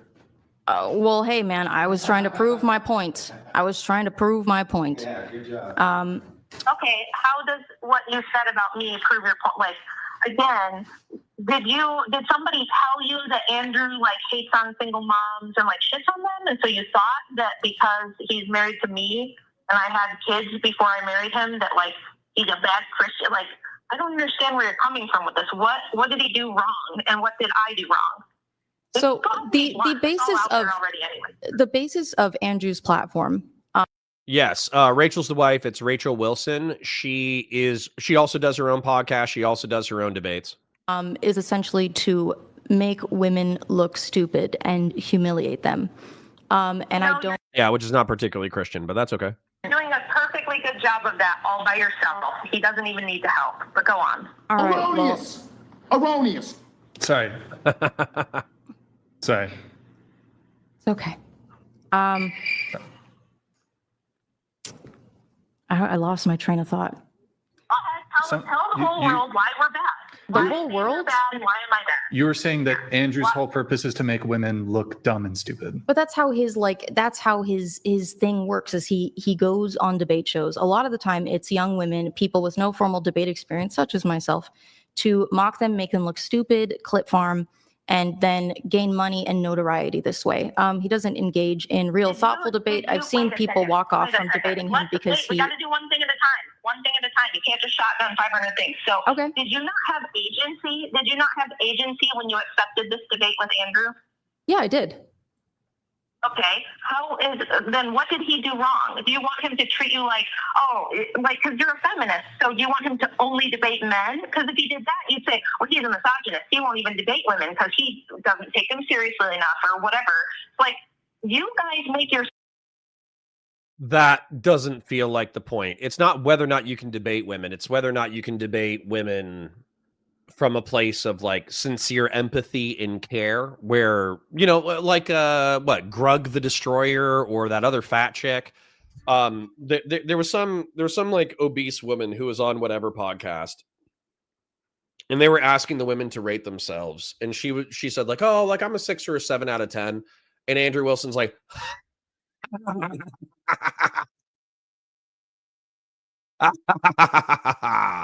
and you can see the woman being like put off by it. And she's like, what the hell? And then he's like, oh, sorry, was I not muted? And it was pretty clear that he wasn't muted. There is 0% shit that's Christian about that. Now, part of Christianity is that you're not going to be perfect all the time, but I very much doubt that he would back off of that position. He would just say, oh, yeah, well, she has like an inflated sense of self. That inflated sense of self has social harm for herself and for society. So me taking her down a peg is actually, from a utilitarian perspective, going to help out society. Therefore, yeah, fuck her. I laughed at her. Who cares? Like, I don't think he would suddenly be like, you know what? You're right. Christ wouldn't laugh at fat people. Like, I doubt he would ever make that concession. Anonymous for 5 says, to me, being Christ-like means being the change you want to see in the world. Bitching from the sidelines does nothing. Roll your sleeves up and help. Right.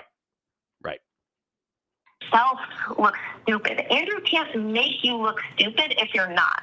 And I would go on here and I would make you look 10 times stupider because you're really, really uninformed, but really, really confident about everything you say. You do not sound like a person with a college education. Okay, but she...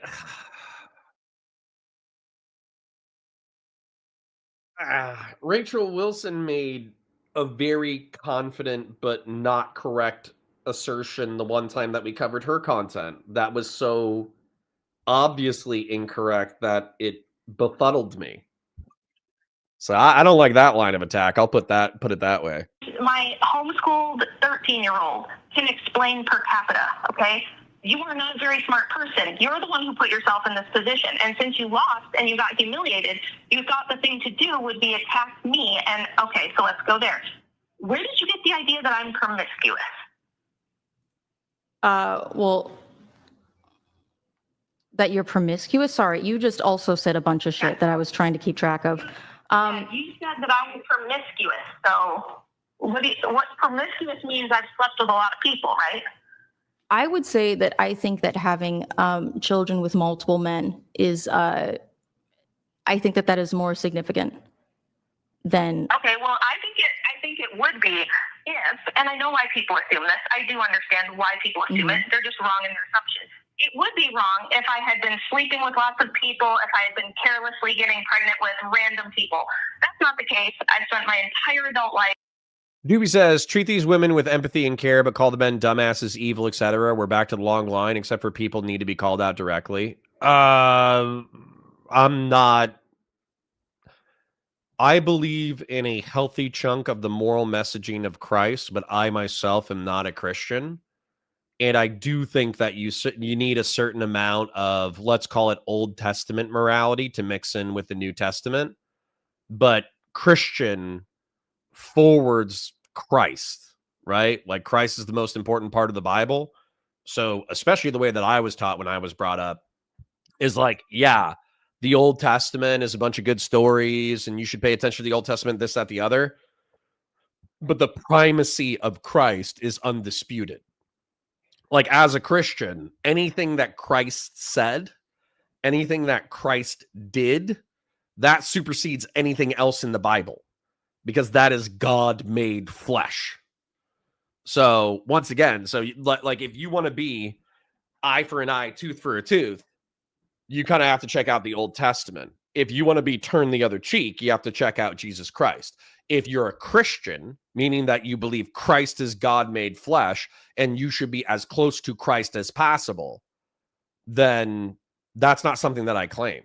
I actually think Christ was actually just like a super philosophical carpenter, chiropractor bro who got a lot of shit right through like moral observation. Sorry, I'm a little bit of a heretic in that one. Only in 3 long-term committed relationships, one of which is a, almost 20-year relationship with Andrew. Now we're like 18 years in. We've been married since 2012. Prior to that, I was married for 4 years, as Andrew had to unfortunately explain. That ended not even because I left, but because he beat the crap out of me and was being pursued by the law and left the state, and so it was like abandonment. The first one was my high school boyfriend, who I knew my whole life, who I was with for 5 years. He had 2 children. He had his own personal problems, and that did not work out. So I understand why people make the assumption, but the truth is I'm not promiscuous. I have an extremely low body count. I've never had one-night stands. I've never cheated on anyone. I've never just carelessly or casually had sex ever. So I've only ever... Doobie, you so confidently argue things that like are just wrong. Christ, turn the other cheek verse.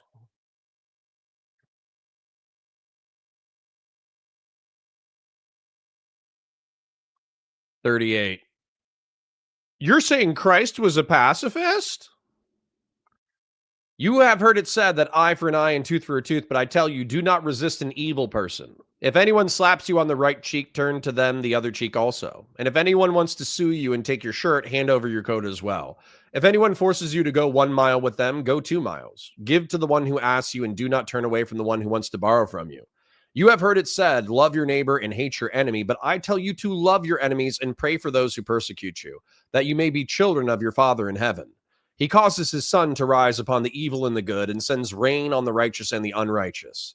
If you love those who love you, what reward will you get? Are not even the tax collectors doing that? And if you greet only your own people, what are you doing more than others? Do not even pagans do that? Be perfect, therefore, as your heavenly Father is perfect. I mean, I could probably read these other ones too about adultery and murder and all this kind of shit. But like, yeah, dude, it's quite clear the typical cultural Christian thing. No, this isn't out of context. This is one of the most important verses.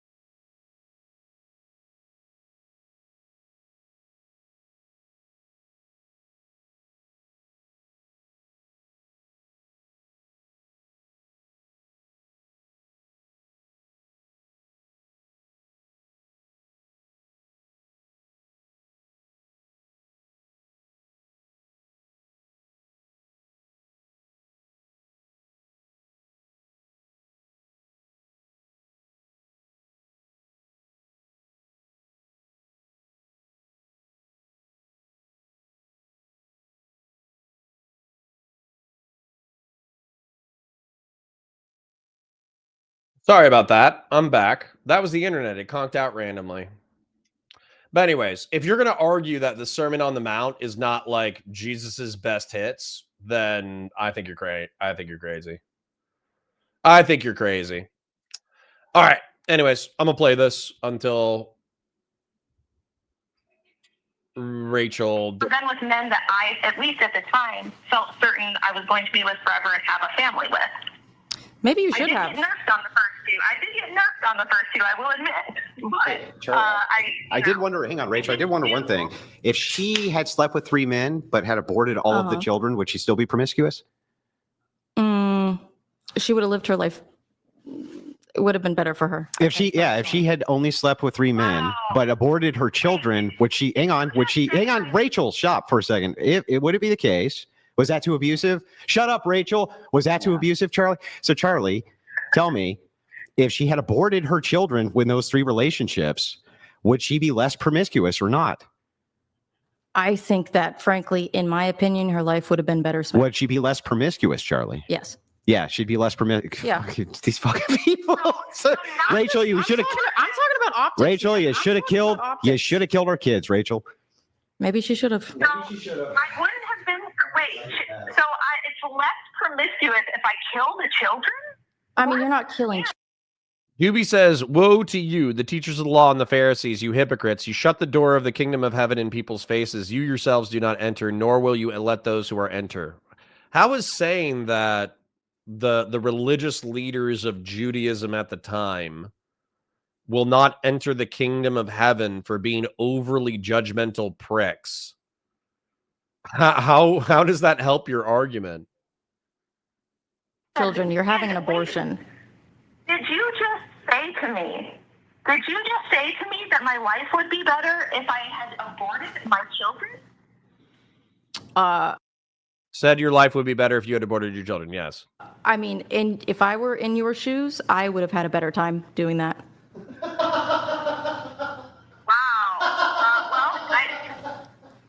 Connor, do you tell your wife to shut up? Sometimes it does not go well. Does not go well. I regret to inform you that I love all of my children. I would never unalive them. I would never wish that they weren't born, even if there was some mild inconvenience to me along the way, or maybe I had to do a little work to raise them. I love my children. I would never wish that they had not been born, and I'm certain my life would not have been better without them. Would you deny that under patriarchy, you are seen as like I hate to use this phrase, but as a damaged woman on account of having had children with multiple men? Would you deny that that is unfortunately the common perspective? I actually think it's people like you who think that about me. Andrew is a patriarch. He is a patriarchist. As you said, he's the one out here representing the patriarchy, and he looked at my situation and said, she is worth marrying, because if I had been divorced because I was a bitch, or because I was not submissive, or because I was a cheater, or because I was mentally unstable, any of the normal reasons that you do have a woman who's got kids from 2 guys, the usual reasons. I happen to be an outlier for the reasons why I was in that situation. And despite the fact that, and I've said this before, I thought Andrew was way too good for me. I tried to break up with him multiple times because I thought he's got a great life with no baggage. Why would he, he can pick anybody. He should pick someone else other than me. That was my opinion. He was the one who looked at me and said, no, I really think you're great wife material, great mom material. I know that based on the fact that you're already a great mom. Yeah, your This is almost sweet. situation isn't the best, but all things considered, it's a deal I'm willing to take. Because he thought I was that awesome. Isn't that cool? What a good guy. And he was a great stepdad, and he loves all the kids. He never treated the older ones like they were any different. There was never any drama with him, talking bad about their dad or anything. He was a great guy. He's a great guy. And it turns out that you're the one who thinks I should have killed my kids. You would rather party and have fun and get bullshit degrees than produce human beings who are going to go off and create the future. Hell yeah, I would. It turns out that you are the hateful, selfish, awful one who's willing to lie about people, say things that aren't true when you don't know what the truth. You've just defamed multiple people. I think Charlie's trying to Giga Chat or Giga Stacy it, but realistically, I don't think it's a good thing to Giga Chad or Giga Stacy. Like, yeah. Anyways, I'm good on it. I'm good on it. What I would say from this argumentation, from this conversation between Charlie and Mr. Wilson, I'll go ahead and pull up the drawing that we did do because there was something actually like almost worth contemplating here, which is effectively that leftist Charlie or whatever her name is was arguing that maximizing freedom of choice is a good thing. And then Andrew Wilson brought up COVID-19 as an example of where liberal or left-wing people were willing to shut down people's choices. But Charlie rationally and I think logically said, okay, well, your freedom kind of ends on where you start hurting other people. And we do have 1.1 million excess deaths during COVID to point to as COVID-19 actually being kind of a dangerous thing for certain demographics. So she was correct in that regard. And then they kind of got into like militarism and whether or not like men serving in the military in the draft disproportionately means that like men should have like a better stake in society. And if women should be reduced in voting, I suppose, because like women who don't serve the military, they volunteer other people to die. But I would argue, and I think it's a decent argument, that pregnancy is so intense and 85% of women, at least with current stats, participates in having children. That is such a hardcore thing, whereas only 1 to 2% of the male population participate in first response or the military.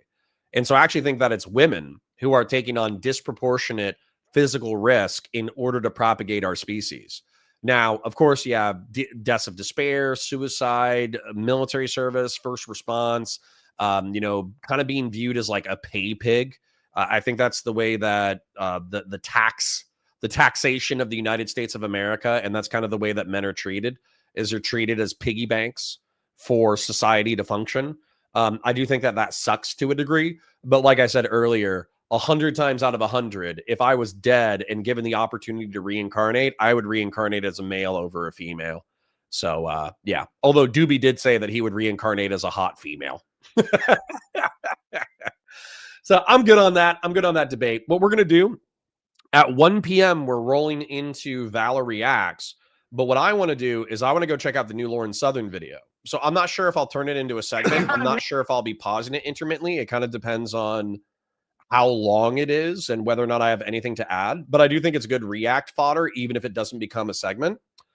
And holy fazoli, 3 days ago, how come nobody told me about it? Because it only got 80K views. Okay. Nobody told me about it. But I mean, I'll check out the beginning. We'll probably react to this on Monday. We'll do the Demon Mama debate and we'll do Lauren Southern. Let's just check out the beginning of it. This is serious business and I need to wake up and realize that there is like potentially like the police might be coming and putting me in handcuffs kind of situation. And I didn't even that was kind of this situation in my head where it's like, no, surely that can't be it. Eventually the other shoe does drop. Open the door and there's the... Sorry. Well, QC John says, I told my wife to shut up once. I learned that skillets fly like Frisbees, and it took me a week to see the pretty pink flower again. Yeah. Listen. Tell your wife to be quiet at your own risk. It is typically not relationally productive. Quick shill before we continue as we're checking out the intro to this video. I'm actually not going to do an intro. I just want to check this out for the next 20 minutes until we do Valor React. So like the stream, share it with your friends, engage with chat, super chats if you got them, memberships if you got them. And then let's take a look at this. Police with a man and a woman in like leather jackets, black outfits that bring out a badge that says CSIS on it, CSIS, which is our like FBI, CIA equivalent in Canada. And I understand what you're doing right now. You're kind of keeping low until that blows over. But I want to tell you, like, there's certain things in motion right now. This is not going away anytime soon. Let me back up to from our last meeting. A lot of people, especially my like colleague, they're like, all right, if she doesn't want to cooperate, so I'm like kind of beat her off to the wolf's head. Just let her. Again, when you're in the courtroom, it's the perception, not what the truth is. True.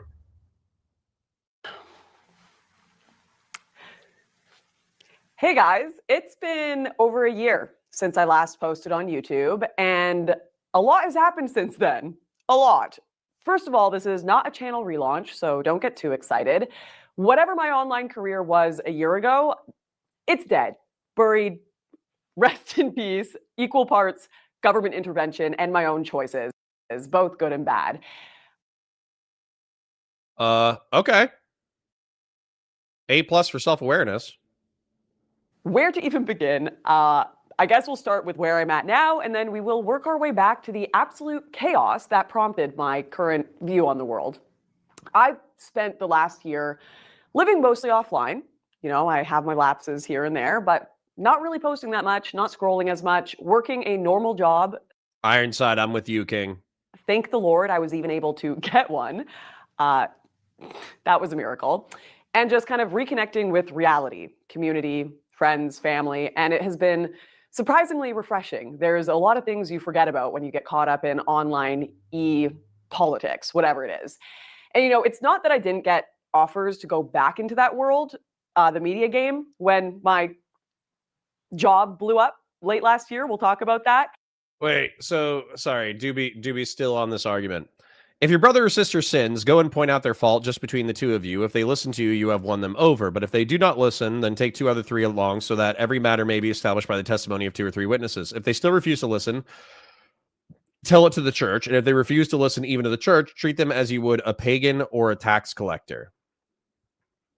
How did Jesus advocate to treat pagans or tax collectors? And is that Paul or is that Jesus? I got a lot of big shiny gigs on camera and off, you know, put on silver platters for me. You can make documentaries again, Lauren. You can do planning in the background and still be involved in this space. But I very deliberately turned them all down.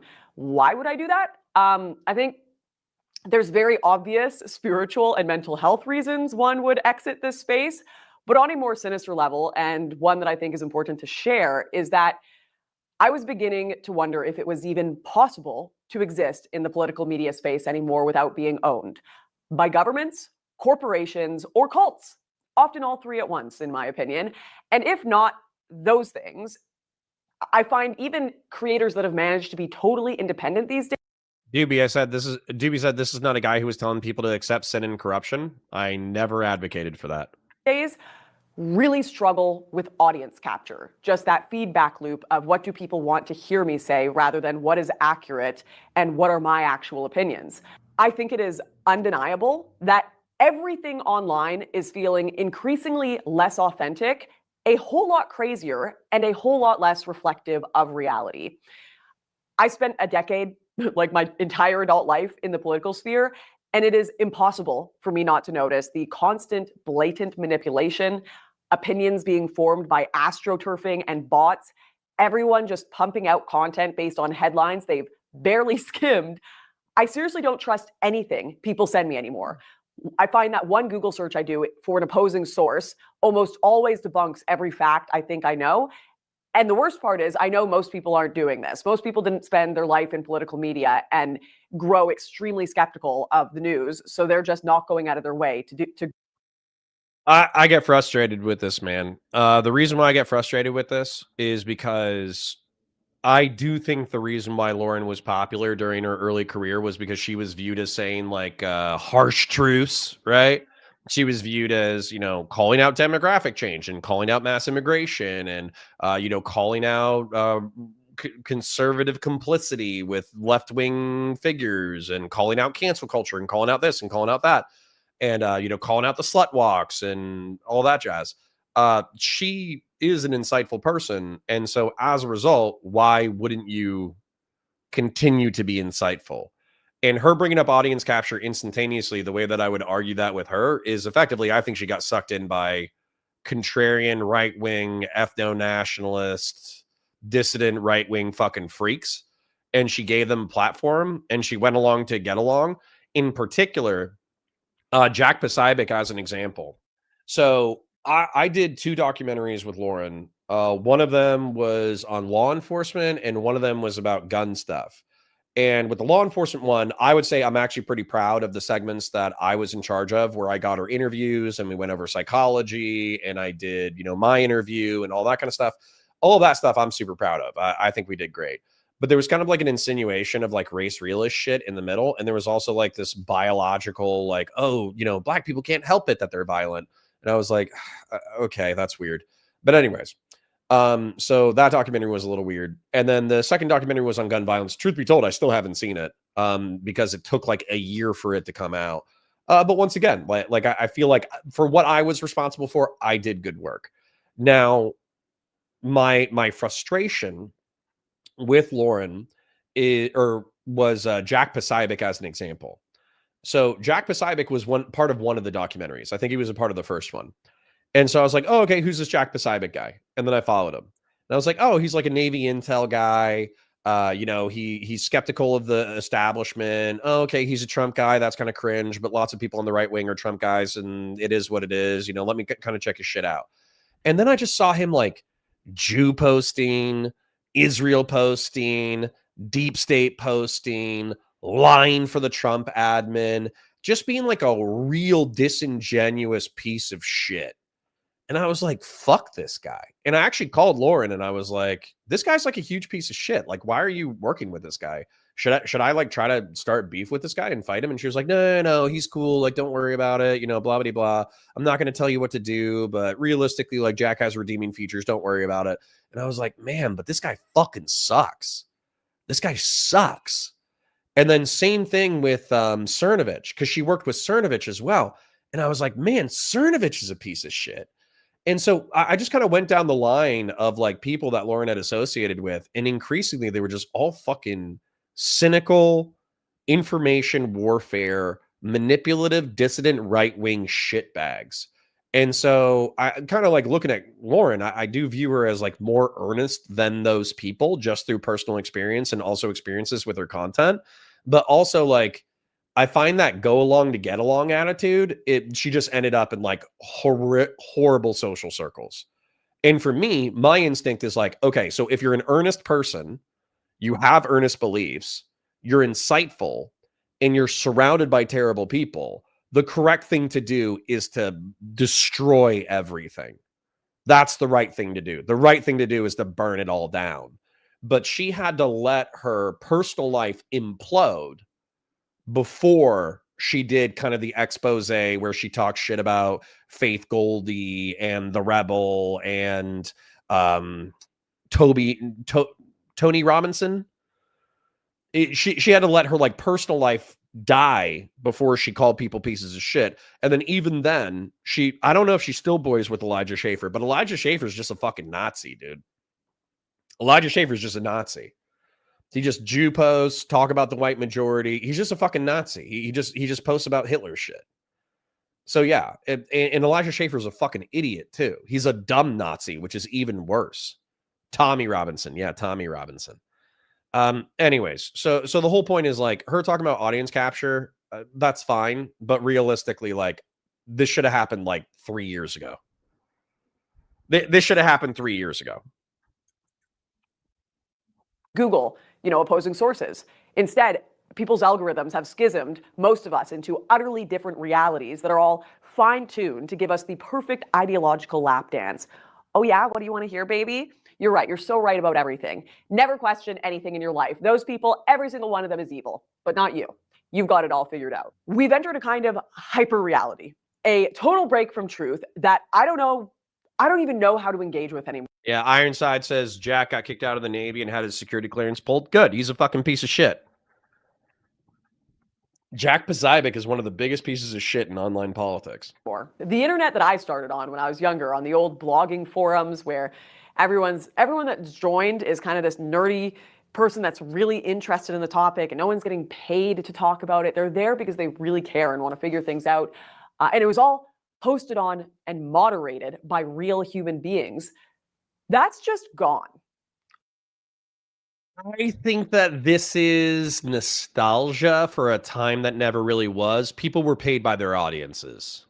And the audience capture did happen. You could see it with Chris Raygun. You could see it with the anti-SJW network. The anti-SJW network was anti-SJW until they realized that they had created a dissident right-wing monster through contrarian thinking, and then they all jumped ship. So I actually don't agree with this narrativization. I think it was nostalgic. Now, that nostalgia, I think, is rooted in her own position within the space, because Lauren Chen wasn't a shill and a piece of shit. Lauren Southern wasn't a audience captured. I don't know if shill is the right word, but she wasn't audience captured yet. Destiny wasn't as egregious as like a morally callous bastard. And so I think there's a level of innocence to the time period that she's talking about, but I still think there was plenty of money rolling around, and I think there were plenty of perverse incentives rolling around. So I don't agree with the sense of nostalgia. The Wild West got conquered, and not just by That's true. robots and algorithms, but by people in power. And they've somehow convinced everyone it's still free and open, and that all the interactions are totally real.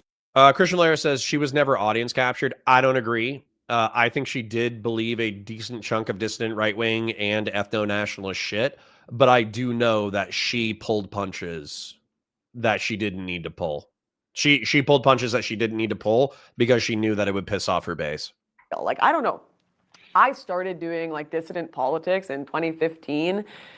And, you know, I wasn't getting paid when I started. If anything, I was paying to be involved in it because it was just fascinating. I want to be here. I want to have these discussions. And the other people that joined that space were in the same position. And I don't think like media, large media platforms, Fox News, CNN, everything, they didn't know what to make of YouTube. They didn't know what to make. There was no concept of like a random person in their basement getting famous talking about politics. There were gatekeepers you had to go through, right? And I really thought it was going to be this like liberation device when the internet came about. Oh my goodness, the average person can get their opinion out there and we can have a voice and engage in the discussion. This is going to be amazing. But obviously, I think the people in power looked at that, and the people who Patriarch, how much do I have to pay you, or how much do Grassroots and I have to pay you in order to become libertarian? You probably have to back the entire show financially, and we also have to discuss libertarianism. If you're talking about like statism, if you're talking about like a minimal state and like reduced taxation and reduced federal responsibility for society as a vehicle to creating a more free society, I'm good with that. But we're going to have to argue about statism because, for instance, like I believe in public education. Plenty of libertarians don't. You know, I believe in, to some degree, like Lactoid wanted to replace food stamps with a beans and rice program where effectively we just have unlimited beans and rice. And if you can't eat, you don't get cash. You just go to like a beans and rice depot and you get unlimited beans and rice to feed your family. Cool. Like I'm good with that. So yeah, we would obviously we should create Patriarch, Grassroots, and I. We created the Real Republican group chat with Grassroots, me, North, Ryan Mulally, and someone else. We need to create a Real Libertarian group chat where we need to talk about the limits of statism, and then maybe I'll become the one true libertarian statist shill. like money, like eyeballs on their things, get money from getting eyeballs on their stuff. They learned and they grew, and slowly what was a free internet became more and more constrained, but they also learned that people want to think it's free. People want to think it's authentic and need to think it's that way. And I joined the dissident political sphere because I wanted to hold. Eric Dom says, I think that Chris Raygun and Shoe on Head were clearly on the left. I remember that I always wanted to vote left wing. I watched Lawrence too, but always knew she was in Nazi territory. Yeah, but but Shoe on Head now, man, she posts like a national Bolshevik, dude. She posts like a red-brown alliance weirdo where she wants to like unify socialist economics with Christian nationalism. She's a fucking freak, dude. She did not used to be this crazy, and I do blame her husband. Truth to power, question institutions, question the government, and anyone that amasses too much control in their hands. Meanwhile, I feel like a ton of the dissident sphere that I joined is watching power being amassed in places, but because it's in their favor, is not questioning it. There Yup. Under this impression that some massive victory has been made eternally for free speech and for truth. But as far as I can tell, we're not really watching a revolution of truth seekers. It kind of feels like we're watching the old machine rebrand itself. Yep. Every influencer with a paycheck calls themselves a truth seeker these days. Every Save the West account is seemingly run out of some cubicle farm in Pakistan, raking in tons of money. I mean, this Indian guy from Canada is out here running thousands of mega bot accounts, and people are still out here taking comment sections and likes seriously and thinking all of this stuff going on online is like, yeah, this is where it's at. We're really. Yeah, Chris Ray Gun is the only person who survived in order to not become a total freak. But Chris Ray Gun also also quit. He also quit politics. He pops up like once every 6 months to drop a 10-minute pop culture commentary video. As far as I know, Chris Ray Gun, he might have gotten a big boy job, and he runs a podcast. I don't even know if he does anything big. But what we're going to do is we're going to move over to Twitch. So once again, we will do that on Monday. We'll do the Demon Mama debate because we had Mr. Weld QC John Oil for the Demon Mama debate. So we'll find that over the weekend. And then we'll do the Lauren Southern video. I didn't even know it was out. So I'll take a look at the Lauren Southern video because I do think it's going to be worth breaking down. I will remind you, like the stream, share it with your friends, engage with chat, super chats if you got them, memberships if you got them. We're going to be moving over to Twitch. So go to Twitch, type in Counterpoints. What I'm going to do is I'm going to send an invitation to Dan Pace, and we are going to be breaking down the film Black Hawk Down together. So once again, parasocial love. Like, share, subscribe, dislike, all that YouTube nonsense. Share it with your friends. Engage with chat, super chats if you got them, memberships if you got them. Shout out to the stars today. Thank you to Anonymous Chatter for the 5. Thank you to McDevin for multiple super chats. Seriously, 1, 2, 3, 4, 5 super chats from McDevin today. Thank you to Anonymous Chatter, and thank you to McDevin for another super chat. So I parasocially love you guys. I'll see you over on Twitch in a second. Do I have kids? Wait, do you have Kick? No, not yet. I have kids. I do not have Kick. See you in a second.